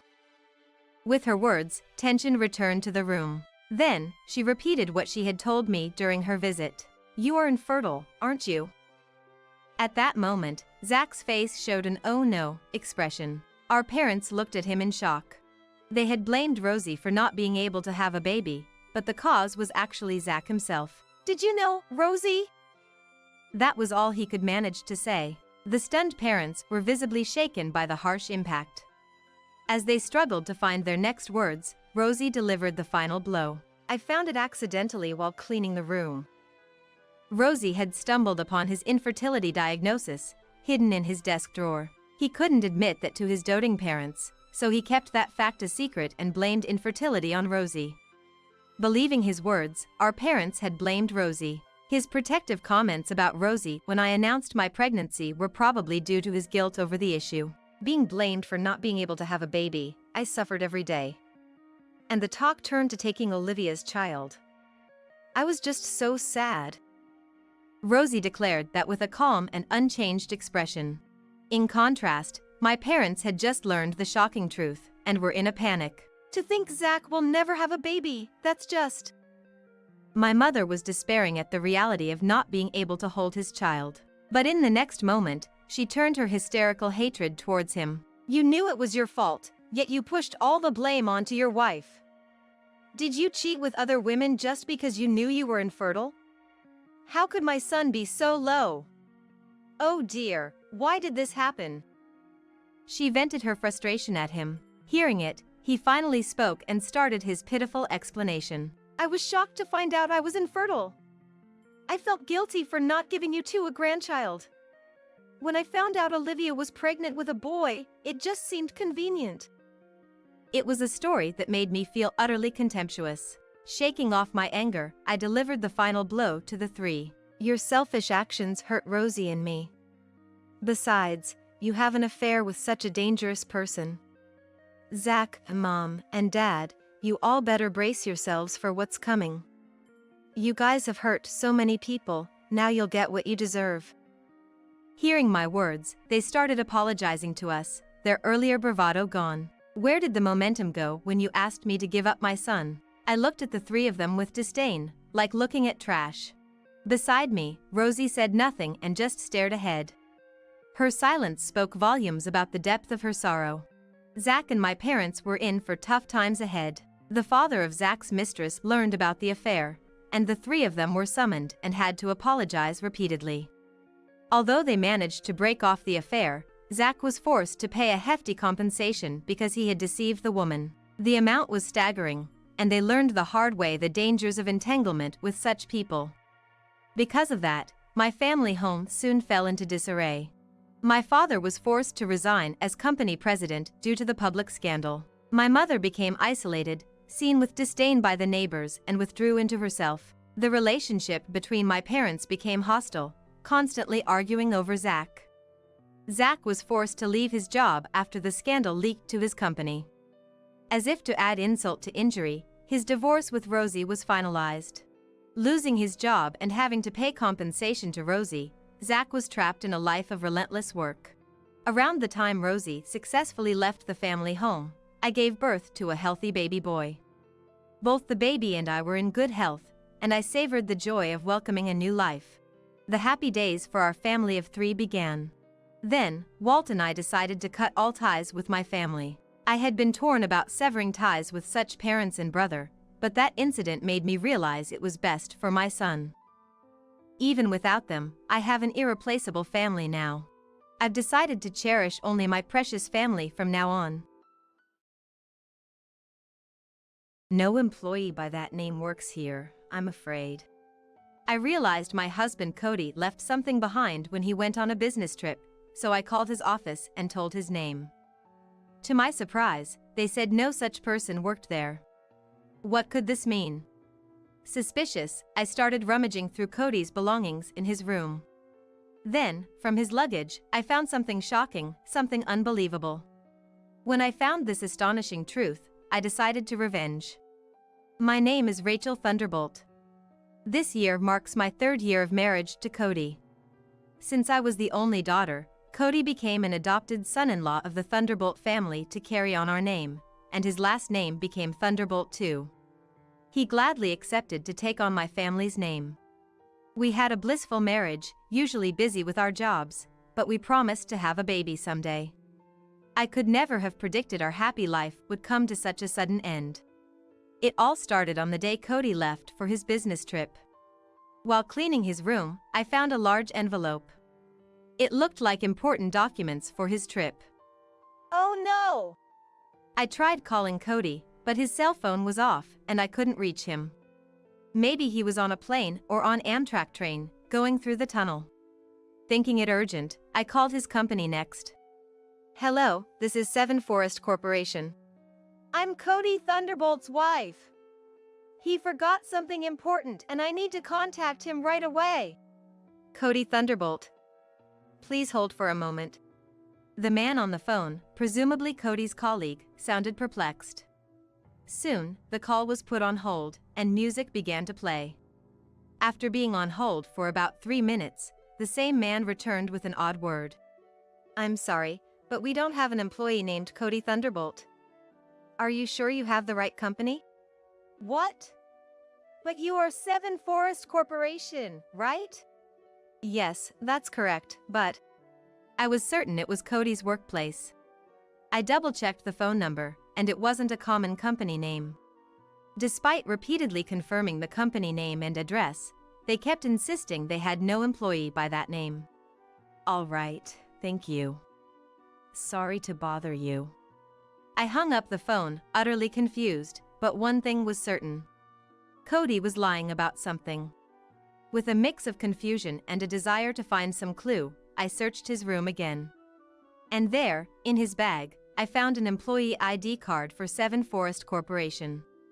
It had his photo on it. He definitely worked there, no doubt about it. But the name written here. It said Cody Harris, a completely different last name. Confused and dizzy, I squatted down. I took a deep breath to calm my mind. Cody had a big secret. Convinced of this, I couldn't just sit still. I went straight to a private investigator to look into his background. Cody's business trip, if his words were right, was for a week. The investigator was skilled, and I got the report before Cody returned. But the content was shocking. To put it bluntly, Rachel Thunderbolt, you're single. What? I don't understand what you mean. Cody has another family. Does that mean he's cheating on me? Well, it's more like you're the other woman. What? According to the investigator, there was no marriage record between me and Cody. He had another family, with whom he was legally married, so they were his real wife and children. Was I not married? What does this mean? It was a shockingly unbelievable fact. After receiving the report from the investigator, I couldn't say anything and rode the bus home, absent-minded. We'll need quite a bit of money for a wedding, huh? I can't afford it right now, but one day we'll definitely have one. I'll work harder so we can also go on a honeymoon. 3 years ago, Cody said that with a refreshing smile and promised. It's okay if we don't have a wedding. I'm happy as is. I smiled and said that. His parents had passed away, leaving him all alone, so we only reported our marriage to my parents. Since I was the only daughter, he took the initiative to take on the Thunderbolt name. Of course, my parents were delighted with this. We signed the marriage application, but around that time, I got busy at work and couldn't find time to go to the city office with him. Rachel, you're busy, right? I'll submit it when the time is right. So, I entrusted him with the application, assuming he had submitted it. But in reality, he never did, and so Cody and I were just strangers. We both had different jobs and social insurance, and we kept our finances separate. So, something that should have been apparent from tax documents or something went completely unnoticed. Cody must have known and done it on purpose. I believed we were married and lived as such. Thinking about it made me feel a deep anger rising within me. A week passed, and it was the day Cody returned home. I left work early to wait for him. Cody, we need to talk. As soon as he entered the living room with the carry-on bag he used for his trip, I talked to him. What? I have souvenirs, you know, he said nonchalantly. Seeing that just made me angrier. Your real name is Cody Harris, isn't it? What? I confronted Cody with the employee ID card I found in his room, and he looked shaken for a moment. Well, I just kept Harris as my name at work. What are you talking about? When we met, you called yourself Cody Smith. Did I? I don't remember. Cody tried to feign ignorance, but I presented him with the private investigator's report. I went behind your back, sorry, but I had a private investigator look into you. You have another family, and I was just a fling, right? He seemed taken aback by the evidence, but quickly tried to regain composure with a smile. It wasn't just a fling. I take everything seriously. Don't give me that. You clearly said you'd submit our marriage application. Did I say that? Then how come we're not married? Why is that? Cody kept making irresponsible words, trying to dodge my questioning. His careless attitude only made me more stressed. "You were the one who said, it's okay if we don't have a wedding. I'm happy as is." "That's different. This is a case of bigamy, a violation of the law." "That's fine. Since I never submitted the marriage application with you, it's not bigamy. So my feelings don't matter at all." Finally, my anger exploded. I slammed the table, causing a glass to topple and water to spill onto the floor. "Ah, you're so noisy. I didn't think you were such a troublesome woman." Cody picked up his carry-on bag again and opened the living room door. "Then, I'm going home." "Going home? Where to?" "To my real home, obviously. It seems like a hassle to stay with you now. I won't come here for a while. Cool off in the meantime." Leaving these words as if I was the villain, Cody left the house. "Coward! Irresponsible man!" I threw a tissue box, but the front door closed mercilessly, and Cody never came back after that. I won't let this go. Didn't he realize in these 3 years that I'm not a woman who would just let things slide? I decided to make Cody pay for this. The next day, I called Misty Harris, Cody's legal wife, whose number was in the investigator's report. A woman answered, and I could hear a boy's voice in the background. "Hello, are you Misty Harris, Cody's wife?" "Yes, I am. My name is Rachel Thunderbolt. I've been, well acquainted with Cody." Unsure how to start, my words trailed off, and Misty sounded very puzzled. I briefly explained the situation and arranged to meet her in person soon. At a coffee shop, as soon as we met, Misty glared at me with disdain. "You have the nerve to show up after messing with someone else's husband." "Wait, please. I'm a victim too." I showed her the investigator's report and explained everything in detail. I still can't believe I was the other woman. Cody doing such a thing. Unforgivable. Misty believed me after seeing the evidence and was visibly furious. "I understand the situation now. Not only did he play with your feelings, Rachel, but he's also been deceiving me all this time. So, I want to punish Cody, and I need your help." "All right, I'll help you." And so, we conspired together to plan our revenge on Cody. The day of reckoning came. On his day off, Cody was relaxing in front of the TV at Misty's house. Their elementary school-aged child was out with friends, so seizing the moment, I stormed into the house. "Your other wife has graciously come to visit," Misty announced, leading me to the living room. Cody, who had been lounging, sprang up in shock at the sight of me. "Geez! Rachel!" "Long time no see, Cody." "What? Why? How?" Cody, in confusion, pointed alternately between us. "What's this? When did you two meet?" "Misty and I have become very close friends." "Huh." At that moment, the doorbell rang, and Misty's parents, along with Cody's, arrived, looking furious. Cody, who was lounging around in sweatpants, straightened up quickly. What?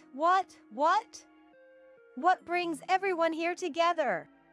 He was completely intimidated by their devilish expressions. "Rachel, did you set this up?" "I got Misty's help too." "So, Cody, you have no allies here." By yesterday, Misty had already told her parents that Cody was cheating. I had managed to get the contact details of Cody's parents, who were actually alive, and sent them a registered letter with the investigator's report and a summary of everything that had happened. And I called them here for Cody's punishment. "What are you doing? What's your aim with all this?" "First, you have something you need to do, right? You know what it is? You want money?" "No. You should start with an apology." Pressed by my stern words, Cody looked pleadingly at Misty, who just stared back expressionlessly. "We'll demand compensation after you've done what you should." "Right, Cody!" Misty and I towered over Cody, who had squatted down in exhaustion. Both Misty's and Cody's parents surrounded him with stern looks. Wait, if you two are getting along so well, there's no need to fight, right? Why not keep things as they are, maintain both families? Even in this situation, Cody tried to escape responsibility. He was just alpha and irresponsible person. I like both of you, I wanted to maintain good relationships, something like that. His shameless attitude was almost refreshing in its thoroughness. But both sets of parents berated him fiercely. Are you joking? Don't you feel sorry for Misty and Rachel? Shouts and tearful voices filled the air, and Cody shrank back, letting out a pathetic whimper. I took a deep breath and spoke calmly. I understand exactly what you want. You do? So we can keep things this way, right? No way! I'm utterly disappointed. I'm breaking up with you. And I'll be expecting compensation, so make sure you're prepared. What? No. As I declared my decision to part ways, Misty followed suit. I'm divorcing you too. Expect to pay compensation and child support. I don't ever want to see your face again. Get out. Cody looked up at me, his eyes tearing, and tried to plead. Before I say, don't think of coming back to my place. I won't let you in. I'll apologize properly. Let's submit our marriage application this time, right? Let's get married. Don't be ridiculous. I never want to see you again. Goodbye. Cody was disowned by his parents then and there, losing his last refuge. He was ousted from Misty's house by everyone present and stood dazed outside the gate. That was the anticlimactic end of our relationship.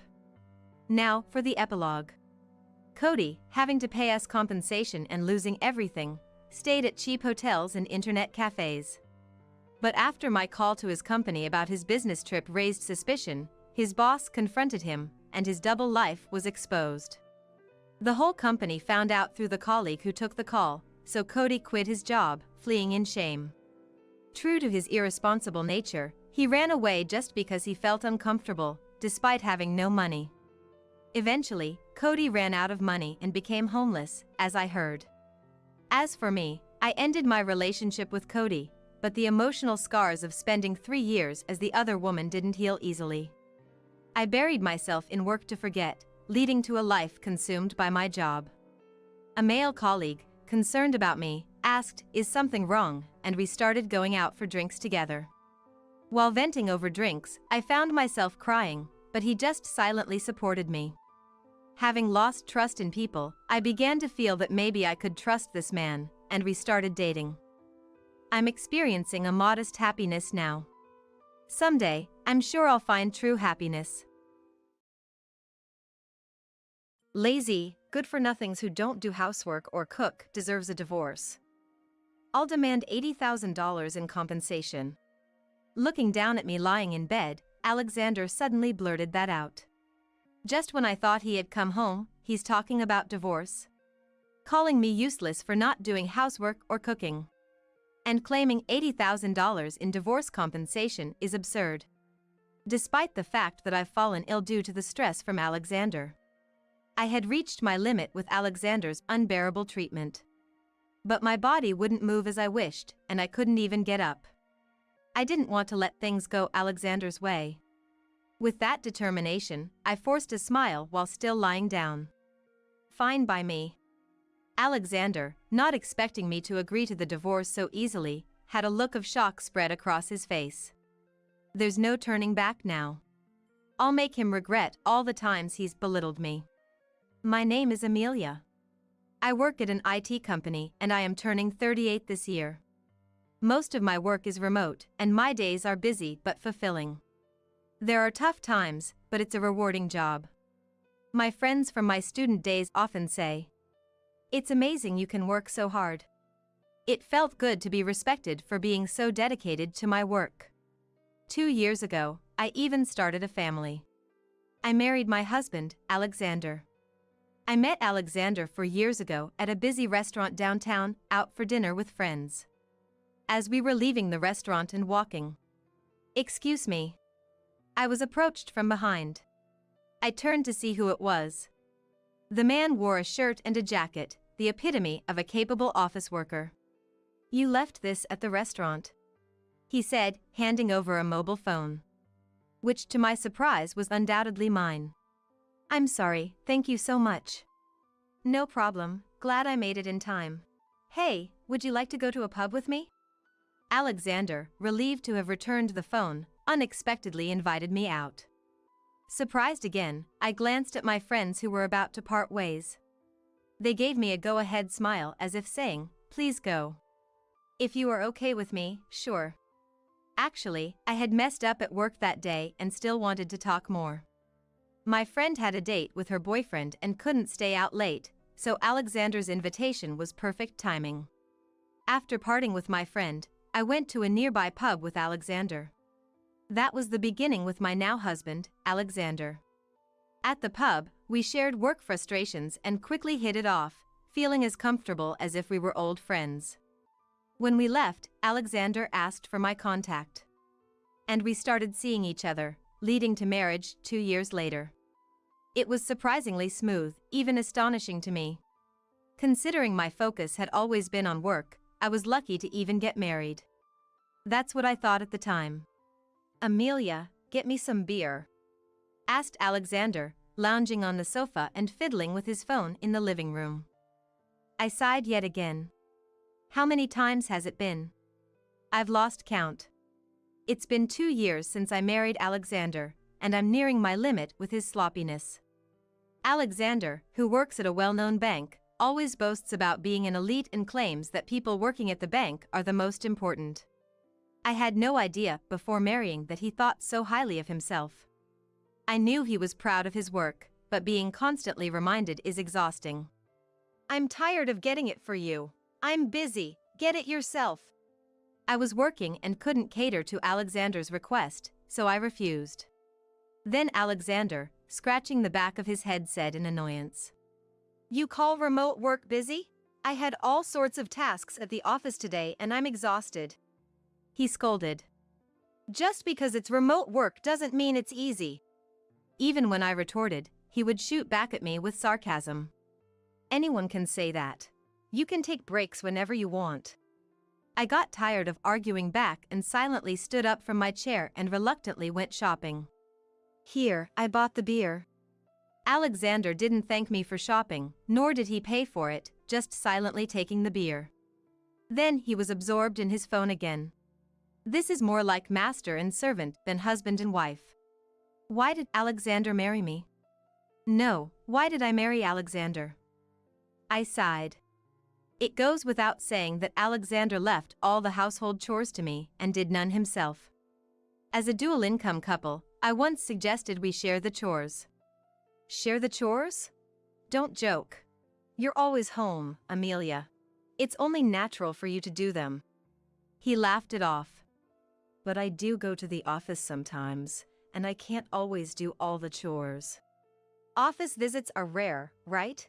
Hire a housekeeper for those days. Alexander stubbornly refused to do any chores. He belittles my job as easy, rushing me to finish the chores, and yet often seeks physical intimacy at night. However, there's no sign of us having children. If there's a reason, it's probably me. I've heard women in their late 30s have a harder time conceiving. I thought if we couldn't have children, we should enjoy our marriage, but Alexander seemed unhappy. Can't even have kids, what's the point of marriage? He said dismissively, and I was infuriated. He's useless at home himself. I doubt he's really competent at his job. A truly capable person manages personal affairs well and easily handles household chores. I had my doubts about Alexander's work performance. Speaking of doubts, in the past few months, Alexander's return home had been noticeably later than usual. I don't know about the busy season in banking, but when I comment, "You've been busy lately. Unlike you, my job is tough," he would just respond so and nothing else. Suspicion was inevitable when he continued coming home past midnight for months. I naturally suspected infidelity. One night, Alexander came home late as usual and collapsed at the entrance. Approaching him, he seemed too drunk to stand. With his eyes closing, he was about to lose consciousness. Sighing, I moved to unfasten his tie, and then Alexander muttered, "Hold up, Victoria. Come on, just a little longer?" Hearing that sweet, melting tone, I was shocked. "Victoria? Who's that?" Whether it was sleep talk or drunken confusion, Alexander simply fell into a comfortable sleep. Now seriously suspicious, I installed cameras around the house. Next week, I'll be away on a business trip for the weekend. If Alexander is cheating, it's the perfect opportunity to bring his lover home while I'm away. Of course, there's no certainty he'll bring someone home, but it would be evidence if he did. That's why I installed the cameras. A week later, with an oblivious face, I said, "Well then, I'm off on my business trip." To which Alexander waved smiling. "Have a good trip." His face looked too happy, and it angered me. 2 days later, returning from the trip, I immediately checked the camera footage. Sure enough, there was Alexander, bringing his lover home and into our bed. I couldn't watch it all, it made me nauseous, so I stopped midway. But this was clear evidence of infidelity. I clenched my fist, almost crushing the camera. This was unforgivable. There's a limit to how much he can mock me. Did he think this would be forgiven? Once it was certain Alexander was cheating, I was filled with anger and sadness. Afterward, each time Alexander insulted me about the food or the dirty floor, my stress built up. I was contemplating when to tell him about the divorce, but my work suddenly got busier and I lost the right timing. Eventually, overwhelmed by work and household chores, my body couldn't keep up. One day, I suddenly collapsed with a high fever. I took the day off work. Of course, I couldn't do any housework either. Alexander must have known I was unwell from the morning, but he left for work silently and returned home at 6 p.m. Earlier than usual. Then, he came to where I lay sick in bed. The smell of alcohol made me feel nauseous. Without a care for me, Alexander smirked. "Lazy, good-for-nothings who don't do housework or cook deserves a divorce. I'll demand $80,000 in compensation." Looking down at me lying in bed, Alexander suddenly blurted that out. Divorce, out of nowhere? Calling me useless for not doing housework or cooking? And demanding $80,000 in divorce compensation is absurd. I've fallen ill because of the stress from Alexander. I was reaching my limit with his treatment. But my body wouldn't move as I wished, and I couldn't even get up. I didn't want things to go Alexander's way. With that determination, I forced a smile while still lying down. Fine by me. Not expecting me to accept the divorce so easily, Alexander's face showed shock. There's no turning back now. I'll make him regret belittling me all this time. A few days later, when my fever subsided and I was back to normal, I first got the divorce papers. After signing my part, I waited for Alexander to come home. I'm home. That day, Alexander came back at 10 p.m. reeking of alcohol and a perfume I'd never smelled before. I confronted him with the divorce papers as he arrived. "Please, let's get divorced." When I said that in a low voice, Alexander laughed mockingly and took the papers. Finally, I can be free. It was unclear if his sarcastic remark was for me or himself, but he smirked disgustingly. If he wanted a divorce so much, he should have prepared the papers himself, but he probably wanted me to bring it up. I was disgusted with his nasty character. I'll claim for compensation in the divorce. Thinking Alexander pathetic for expecting compensation after cheating. I didn't say anything there, just silently watched the divorce proceedings. The next day, I submitted the divorce papers and was finally free from being Alexander's slave. The divorce ended anticlimactically. But just divorcing Alexander wasn't enough to forgive him. I decided to take action for revenge against Alexander. Over several days, I packed my belongings. I was leaving this house.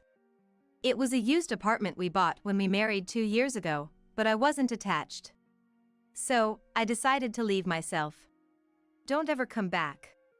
Alexander watched me pack, laughing with glee. He was probably planning to live with his lover in this house once I left.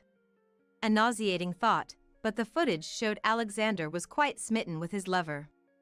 Ignoring Alexander's words, I left the house with my belongings.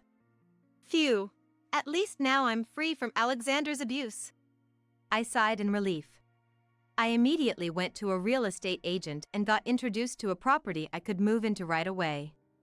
It was a bit small, but the rent was cheap and it was a nice women-only apartment. I quickly finalized the contract for the apartment. I'd have to live in a hotel for about a week until I could move in, but that was fine. Afterward, I finished some procedures at the bank and checked into the hotel. All the while, I was plotting my revenge against Alexander. And the plan I came up with gave me goosebumps. That's it. This is the only way. Imagining Alexander's astonished face made me almost laugh. Just watch. Don't think this is the end of the matter. The next day, I immediately set my plan into action. I felt bold for what I did. After finishing the work, I was satisfied. Afterward, life went on peacefully without any incidents. Being single again was so easy, not having to cook or do laundry for Alexander. I regretted not divorcing him sooner. A month later, I got a call in the middle of the night. Woken up by my mobile phone's ringtone, I wondered who it could be at this hour and saw it was Alexander. I ignored it at first, but the calls kept coming. Ignoring it further would only disrupt my sleep. Reluctantly, I answered the call. Hello? I answered sleepily, hearing the sounds of cars and buses in the background. Apparently, he was outside. I waited for Alexander's reply, clearly annoyed at being woken up and subjected to the noise. Amelia, you finally picked up. What is this about? Alexander's yelling voice echoed in my ear. I knew what he was going to say, but acted like I had no clue. What are you talking about? Don't play dumb. I got a call from the bank yesterday. They suddenly fired me. I'm on my honeymoon in Italy, and this makes no sense. A honeymoon in Italy. There must be a significant time difference. Hence the call at this hour. Typical of Alexander, not considering my situation. That's tough. Good luck with that, bye. I responded casually, about to hang up. Hey, wait. But Alexander protested loudly, so I sighed and paused before hanging up. I asked why I was fired. They said I caused the bank to lose a client. And guess which company that client was? It was yours, Amelia.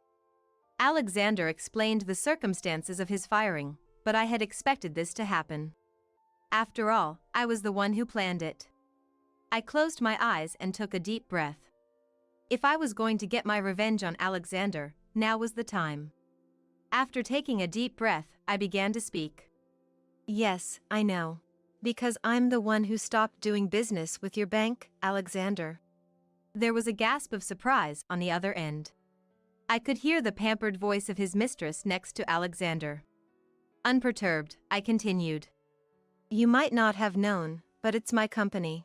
I'm the CEO. Yes, I'm the CEO. Alexander thought I was just a regular remote worker, but in reality, I'm the boss, just not often on site. I quit my first job right after graduating college and succeeded in starting my own dream company within 3 years, which has been growing for over a decade.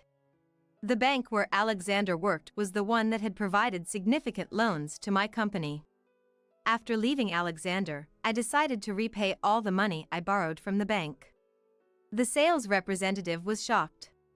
They would lose the interest they were supposed to receive. The lump sum repayment must have been an unexpected event for the bank. Could you reconsider your decision? The sales representative asked me in a panic. To that, I placed my demand. There's just one condition. Fire Alexander Grant. I decided to request that. The representative hurriedly brought their supervisor. He was someone I knew from before. What happened all of a sudden? When the senior executive asked me, I decided to tell everything. Actually, Alexander Grant was having an affair with your president's daughter. He mocked me terribly, divorced me without paying any compensation, and now he's about to remarry. I couldn't stand it. The information about Alexander's affair with the president's daughter came from the footage of the hidden camera in the house. The audio was captured too, so I heard all the conversations between Alexander and his mistress. Both the representative and the executive turned pale when they heard my story and seemed to want to continue doing business with my company. Probably, the news reached the president, who must have been furious to learn his daughter was having an affair with a married man. They promised to fire Alexander, so I reconsidered the lump sum repayment. That's why I'm still doing business with the bank where Alexander worked. I knew about Alexander's firing even before he told me over the phone. You're the dishonest one. You made me do all the housework, mocked me, and cheated. And yet you think I'm the bad one? Can't you see things ethically, Alexander? Is that what you call being an elite? Ridiculous. I'll claim for compensation in the divorce. To think you, the cheater, could claim anything is absurd. Also, I changed the ownership of the house loan. I was the one paying it, but now it's your responsibility. I unloaded all the stress I had received onto Alexander over the phone. What? Alexander seemed unable to counter my justified argument. But then, a weaker voice than before came from the other end of the line. Please, forgive me. Spare me the divorce compensation. And the house loan too. Victoria is pregnant. I can't imagine being in debt when the child is born. I've been fired and am at a loss. Please, let me off the hook. Alexander's pathetic apology only made me sigh. I felt stupid for enduring this man for 2 years. Forgive? There's nothing to forgive. I want nothing to do with you, Alexander. The compensation is a settlement. This is all your fault, isn't it? Why should I have to put up with it? I won't talk to you again. You can keep running away in Italy for all I care. Goodbye. Ignoring Alexander's plea to wait, I hung up. He should be grateful I even answered his late-night call. Sighing, I went back to bed. I probably won't talk to Alexander again. I can live my life without any connection to him.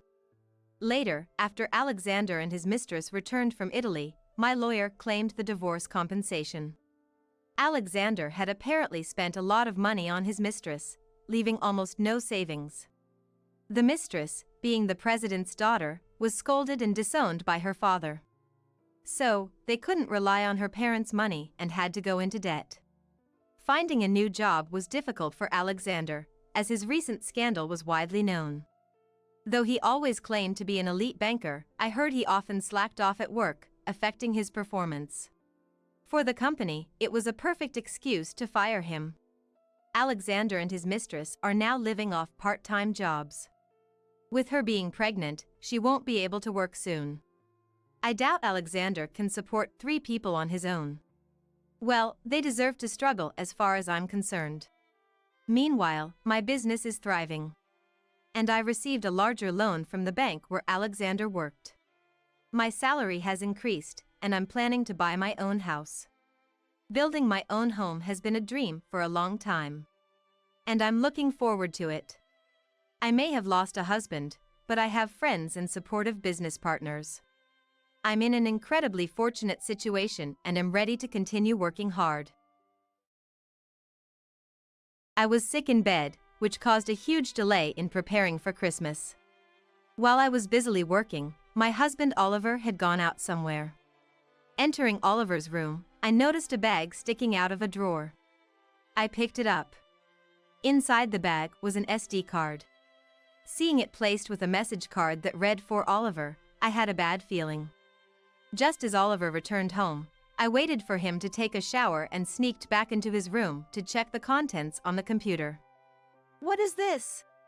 I was shocked at the footage. At the same time, anger surged through me. I'm going to divorce him. Determined, I gathered our relatives at our home the next day. Now, please look at this. As my voice caught the attention of the relatives and Oliver towards the TV, I pressed the play button. The scene that appeared left our relatives speechless and Oliver pale. Why?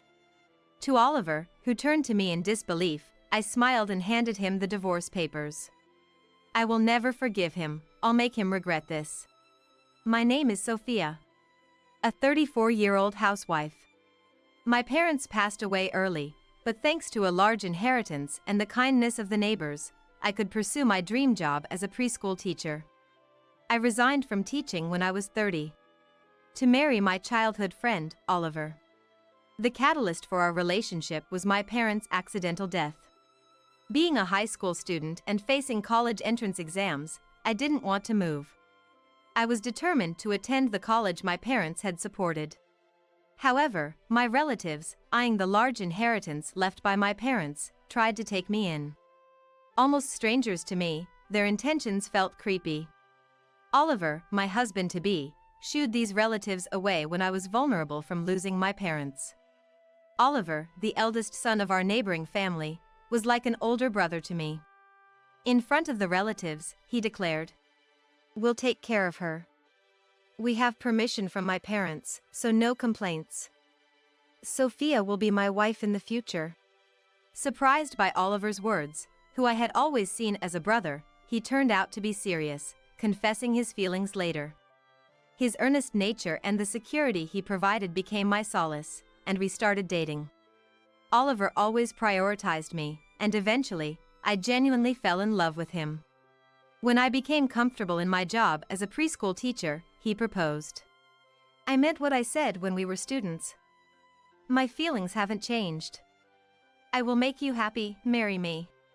Absolutely. Overwhelmed, I accepted his proposal with tears. Telling his parents, they rejoiced, and we celebrated that night. After marrying and 2 years of marriage, I retired to become a housewife. Oliver had requested me to become a housewife, something that triggered this change. Though it was sad to leave my dream job, I decided to focus on having children and use my experience in parenting. Oliver has a younger sister. Emma, my sister-in-law, was my classmate since kindergarten. She was also my best friend and colleague at the childcare center. Emma had mixed feelings about me marrying Oliver. That is because she and Oliver don't get along. Oliver has always been kind to you, but unreasonable to me. Really? Absolutely. I often listened without arguing, as Emma insisted. According to Emma, she was delighted to have me as a relative. But not as Oliver's wife. Pretending to lament, she often complained about marrying her disliked brother. From my perspective, though Oliver might be somewhat cold to Emma, it was clear they were still connected by blood. However, Emma didn't seem to think so, often showing dissatisfaction when I suggested this. Sophia, you say that because you don't know Oliver's true face. I wonder. I always responded, doubting Emma's claims. Looking back, I regret not paying more attention, but at that time, I thought it was just sibling dynamics. But even after 5 years of marriage, we didn't have any children. Then, I noticed a gradual change in Oliver's attitude. At first, he complained about our housework being split equally since I became a housewife, and soon, I was doing 90% of it. Without kids and just relaxing at home all day, you could at least do a bit more housework, right? These unkind words, something the old Oliver would never say, hurt me, but I accepted them as my duty as a housewife. From there, Oliver started to push more household responsibilities on me, citing my role as a housewife. One day, while visiting my in-laws, Oliver suddenly started belittling me, laughing. Sophia's cooking is just awful. And her cleaning is so sloppy, can't she do something about it? The living room fell silent, but Oliver didn't notice. In fact, he began to mock me even more. The laundry is also carelessly done, she hardly works at all for a housewife. I could feel Emma getting irritated beside me. Isabella, my mother-in-law, smiled, but her eyes weren't laughing. I had to say something.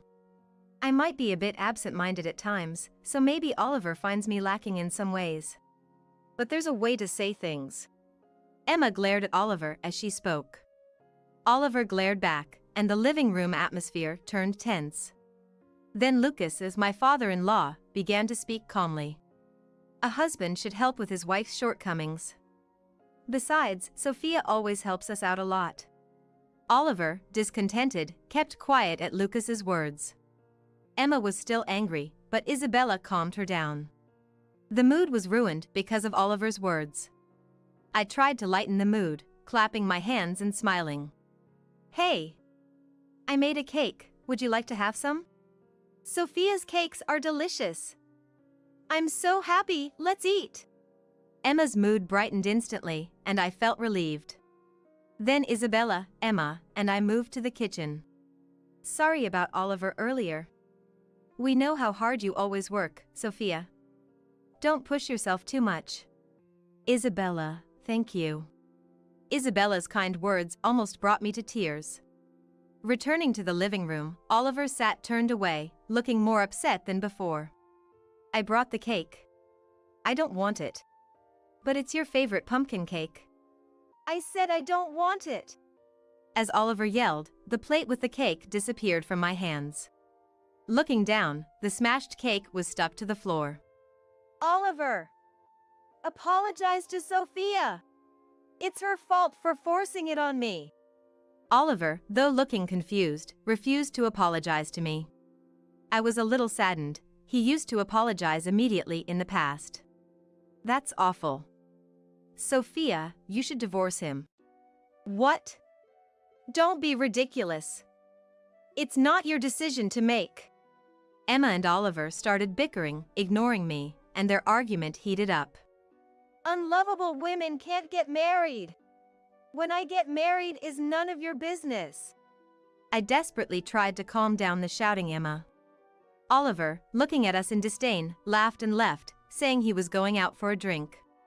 Oliver's been going out a lot lately. Yeah, he never tells me where he's going. Don't worry too much, I'll ask around too. I thanked the ever-kind Isabella. My in-laws always doted on me, treating me like their own daughter. They scolded me when I was wrong, feeling like a second set of parents. Part of the reason I married Oliver was because of my relationship with my in-laws. The thought of becoming a family with my beloved in-laws and Emma made me happy. But it was true that I still loved Oliver. However, since then, Oliver's treatment of me became increasingly harsh. I'm going out. Again? Where have you been going every weekend recently? Anywhere I want. After a while, Oliver started going out somewhere every weekend. Sometimes even staying overnight, but he stubbornly refused to tell me where. Moreover, he was always angry, and our usual conversations diminished. I once asked if I had done something wrong. But I never got a satisfying answer. Amidst this, as Christmas approached, I fell ill. Isabella came to help at our house. It took about a week to fully recover, and I had to start preparing for Christmas slowly, dragging my heavy body around, since Oliver wouldn't help. I was sick in bed, which caused a huge delay in preparing for Christmas. While I was busily working, Oliver had gone out somewhere. Entering Oliver's room, I noticed a bag sticking out of a drawer. I picked it up. Inside the bag was an SD card. Seeing it with a message card that read "For Oliver," I had a bad feeling. Just as Oliver returned home, I waited for him to take a shower and sneaked back into his room to check the contents on the computer. What is this? I was speechless at the footage. At the same time, anger surged through me. I'm going to divorce him. Determined, I gathered our relatives at our in-laws' house the next day. Now, please look at this. As my voice directed the relatives and Oliver towards the TV, I pressed the play button. The scene that appeared left our relatives speechless, and Oliver turned pale. Why? As Oliver looked at me in disbelief, I smiled and handed him the divorce papers. I will never forgive him, I'll make him regret this. Seeing the divorce papers, Oliver's face turned even bluer. Wait, hold on. Divorce is too sudden. What are you talking about? After seeing that video, there's no other option but divorce. Oliver felt silent at my words. The content of the SD card was a childbirth scene. Of course, it wasn't mine. A young woman was struggling through labor. At first, I wondered why such a thing existed, but then I recognized the man beside the woman. It was unmistakably Oliver, stroking the woman's head and encouraging her. keep going. I couldn't mistake Oliver's voice, having known him since childhood. This is... I was just standing in, it's not what you think. Don't lie to me. I turned up the volume on the TV. Then a conversation between the woman and Oliver filled the living room. Evelyn! It's almost time. Our child is about to be born. Oliver, yes, I'll keep going. After their conversation, a baby's cry could be heard. Then Oliver kissed the woman named Evelyn, thanking her repeatedly. You did great. You worked so hard. I did it for you, my love. I love you too. Oh, Evelyn. I can't wait to live with you and our child. Me either. After saying that and kissing again, the video stopped. The relatives in the living room were stunned, and my in-laws and Emma were visibly trembling with anger. Well, after watching this, no one would believe he was just standing in as a proxy. This is... I just got carried away. It was just an act of a father. Lucas is usually a calm person, suddenly stepped forward and slapped Oliver. Oliver held his cheek in shock. Lucas was a gentleman who only got angry when necessary, and had never resorted to physical action. Everyone was surprised by this. Do you understand what you're saying? Don't you feel sorry for Sophia? But this is... Even then, Oliver tried desperately to explain himself. Emma spoke up in a calm voice. I've always disliked you, but I thought I could maintain our relationship if you cherished my best friend. But someone who hurts my important friend can't be considered family. I'm cutting ties with you. At Emma's words, Oliver's face turned red with anger. You, a younger sister, are so presumptuous. If you want to cut ties, go ahead. It's a relief. Then I'll cut ties too. Oliver froze at Isabella's words, said with a smile. He tries to hide it, but Oliver is quite the mama's boy. I like Isabella too, so it never really bothered me, but to be honest, I didn't really like how he clung to her, even nearing 40. Oliver seemed bewildered by Isabella's declaration of cutting ties. But I'm the eldest son, right? Mom, you're joking about cutting ties, right? Do you think I'm someone who would joke in this situation? No. Isabella never lost her smile. That made it even scarier, and the whispering relatives straightened up and began listening quietly to her. Isabella continued in a calm and steady voice. Don't worry about us. After all, we have Sophia. If she remarries someone wonderful and has children, they will be our grandchildren. What? If she divorces, she's a stranger, right? Not just Isabella, but Lucas, Emma, and I all sighed heavily at Oliver's response. In fact, after marrying, I had been legally adopted by my in-laws. It wasn't necessary, but my own relatives, eyeing my parents' inheritance, often pressured me into an adoption agreement. Your parents' inheritance is yours to use as you wish. But to protect you from those relatives, why don't you consider being legally adopted by us? After my parents passed away, my in-laws never asked me for money. I had prepared tuition and living expenses from my inheritance and gave the living expenses to my in-laws. However, they didn't touch it, saying it was important money, and when I got a job, they even added a celebration gift and returned it to me. I initially refused, but they insisted, so I gratefully accepted. Because of this history, I trusted Isabella's words. That's why I consulted with Oliver and got legally adopted right after our marriage. It seemed Oliver had completely forgotten about it. No, but even if I was adopted, I'm the eldest son, the real child. That's right. I have a child. This house is mine. Oliver, as if he had remembered something important, was met with laughter from Isabella. What are you talking about? As of today, you are no longer my child. Well, legally you'll still be my child, but we'll have to renounce your inheritance. Oliver was speechless at the decisive words. Tears streamed down his face from the rejection of his beloved Isabella. I added to Oliver's misery. By the way, do you know why I called everyone here today? Oliver looked at me, puzzled. His tear-stained face was dirty. I felt a bit pathetic for having loved such a pitiful man. Christmas was always celebrated at my in-laws' house. They were landowners in the area, with many relatives nearby. There was no other place that could accommodate our large family of nearly 50 people. But this time, we limited the number of people, having only families with children come from the relative side. So, there were only about 20 people in the living room, half of the usual number.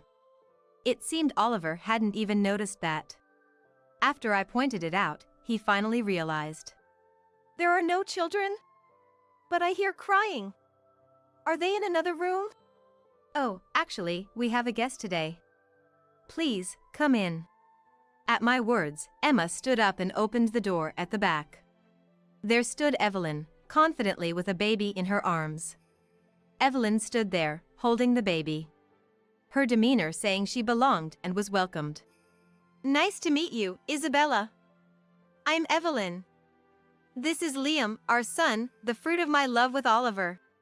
Evelyn said this cheerfully, but Isabella frowned. Though behind a door, she must have heard the conversation. But then I noticed the earphones in Evelyn's hands. Were you listening to music in the next room? Yeah, I was bored. Evelyn's attitude towards Isabella was starkly indifferent. She acted as if she was the rightful wife, and I was irritated, but realized she would soon be. Do you know why you were invited today? Isn't it because you're getting a divorce? And then I'll be Oliver's wife. We have Liam too, so it's a celebration, right? Her naive thinking made me sigh. In this atmosphere, thinking it's a celebration is just unbelievable. Oliver was frozen by the suddenness of it all, but seeing Evelyn's cluelessness seemed to bring him back to reality. Evelyn, we're in the middle of a difficult conversation. I'll contact you later, just wait a little longer. I can't wait anymore. Write the divorce papers now. Evelyn said this, handing a pen to Oliver. Then she looked at me, smirking in a mocking way. Sophia, was it? Thank you for your service until today. From now on, I will be the one receiving Oliver's love. Even with her triumphant tone, I just found it outright creepy. Since I saw that video of the childbirth scene, my love for Oliver is completely lost. I don't need his love, even if he begged me to take it. But to Evelyn, it seemed like I was regretful. Sorry about that. Oliver says I have firmer skin and am prettier to hold than you. He said you're like a skinny chicken. Evelyn laughed dismissively, with Oliver awkwardly trying to stop her. The onlookers' eyes were cold towards the two of them. I decided to respond with a smile and addressed Evelyn's comment. No, thank you for keeping him company. I don't need him anymore, so please take him. Evelyn's eyebrows twitched slightly at my words. She seemed about to say something, but I ignored her and continued. Well, you're getting a man who's about to be disowned, lose his house and job, and become poor. Evelyn's face clouded over. She probably thought that after Oliver and I divorced, she would stay in this house. While thinking how she would have known otherwise if she had listened earlier, I continued to smile at Evelyn. Oliver, wait. Sophia's the one leaving, right? This is Oliver's house, right? I'm becoming your wife, right? You said I could be the housewife. Evelyn confronted Oliver. Oliver looked uncomfortable and avoided her gaze. Oliver, look at me. What are we going to do? I quit my job, remember? You said Liam could stay with Isabella and we'd live in luxury. Evelyn started to freak out, scratching her hair. Startled by her shouting, Liam also began to cry, his cries echoing in the living room. I reluctantly took Liam from Evelyn and held him. He must be about 4 months old, just starting to hold his head up, and he was very cute. When I gently rocked him, he calmed down and fell asleep again. Relieved, I noticed Evelyn glaring at me. Give him back! That's my and Oliver's child. The grandchild of this house. He just fell asleep, so please don't raise your voice. While I was speaking, Evelyn snatched Liam back from me and returned him to the baby carrier. Liam woke up for a moment, but fell asleep again as Evelyn rocked him. I looked at her, relieved. Evelyn was glaring at me as if I were her sworn enemy. You think you can just take Liam away? You're useless. A woman who can't get pregnant should leave this house. At Evelyn's words, I realized Oliver hadn't told her about that incident. It was about why I quit my job as a preschool teacher. Evelyn, didn't Oliver tell you why we didn't have children? I don't know. Isn't it because you're not loved? Evelyn said this, looking triumphant. As if she was superior as a woman. But that didn't matter to me. Oliver was pale-faced in the background, but I continued, revealing the truth. Oliver, I've always been unable to have children. Evelyn's momentum stopped abruptly, as if it were a lie. The surrounding relatives were also stunned. Actually, I quit my job after having a miscarriage. I wanted children so badly, I went for a checkup for the first time when I tried to conceive. Oliver also had tests done with me. The results showed no issues with me, but Oliver had a condition making it difficult for him to have children. It wasn't impossible, but a natural conception was highly unlikely. The pregnancy we had was a miracle, but it ended due to genetic issues. I was sad, but wanted to try again. Oliver felt the same, so we started fertility treatments. Fortunately, there was still plenty of inheritance left, so I quit my job on Oliver's suggestion, to focus on my health. However, we saw no success with the treatments, and when we started considering adoption, Oliver became reluctant. Looking back, he probably started his affair during our treatments, and Evelyn's pregnancy came to light around the time we talked about adoption. Evelyn turned pale upon hearing this and looked at Oliver. So, Evelyn, is Liam really Oliver's child? It's not impossible, right? Our love. Her talking about love at this point was just absurd. I smiled and said again. That's why I said, natural conception is almost impossible. But. Evelyn was flustered, trying to make excuses. Emma cut her off. Stop lying. You're my friend's wife, right? What? Oliver looked at Emma, wide-eyed. Emma nodded at me and showed Evelyn her mobile phone screen. It showed Evelyn and Liam, a man, and a 4-year-old girl I didn't know. I had contacted Emma after watching the video the day before. Emma recognized Evelyn from the photo on SNS, belonging to a man she knew. I knew it was Evelyn by her name and face. We work at the same place and talk often. You're married? Oliver asked, but Evelyn didn't answer. Her expression confirmed Emma's words were true. It was a shotgun wedding, right? No talk of divorce, and this photo says Liam is that man's child. No. True love, huh? Pretending your husband's child is another man's, to switch to a richer man. Is it the money you love? Emma looked down on Evelyn with disdain. Evelyn, red-faced and shaking, didn't know how to respond and just looked down. By the way, I've called that man, he'll be here soon. No! It was just a moment of weakness. Please don't tell my husband. It's too late for that. At Emma's words, the doorbell rang, and Evelyn collapsed in despair. A relative opened the door, and Evelyn's husband, Henry, came in. He saw Evelyn and immediately shouted in anger. You've been cheating on me? What were you thinking? It's not like that. It's a misunderstanding.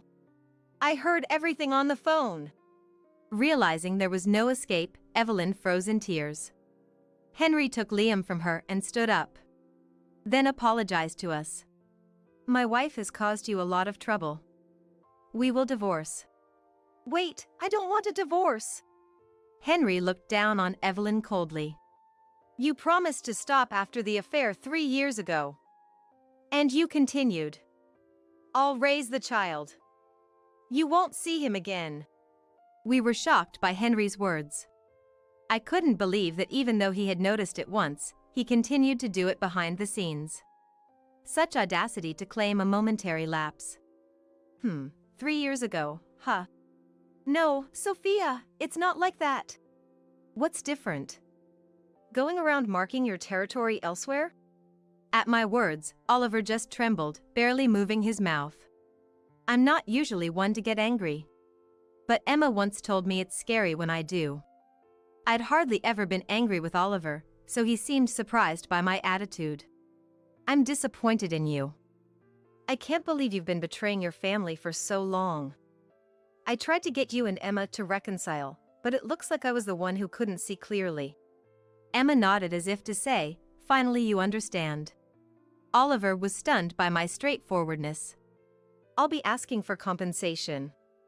And of course, child support. Eh?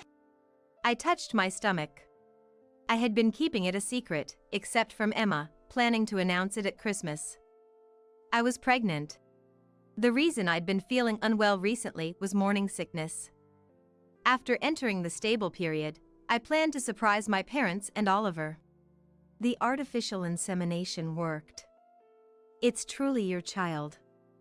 I kept quiet because I didn't want to get your hopes up and then disappoint you. So. Oliver collapsed, overwhelmed by my words. Evelyn, too, seemed drained of all energy to argue after hearing about my pregnancy and her own impending divorce. Then, please fill out the divorce papers. I said this and handed Oliver a pen. Then I left the house first with Emma. By now, Oliver must be getting glared at by the in-laws while filling out the divorce papers. Feeling refreshed after saying everything I wanted, I enjoyed a leisurely tea party with Emma. Later, Oliver and I finalized our divorce.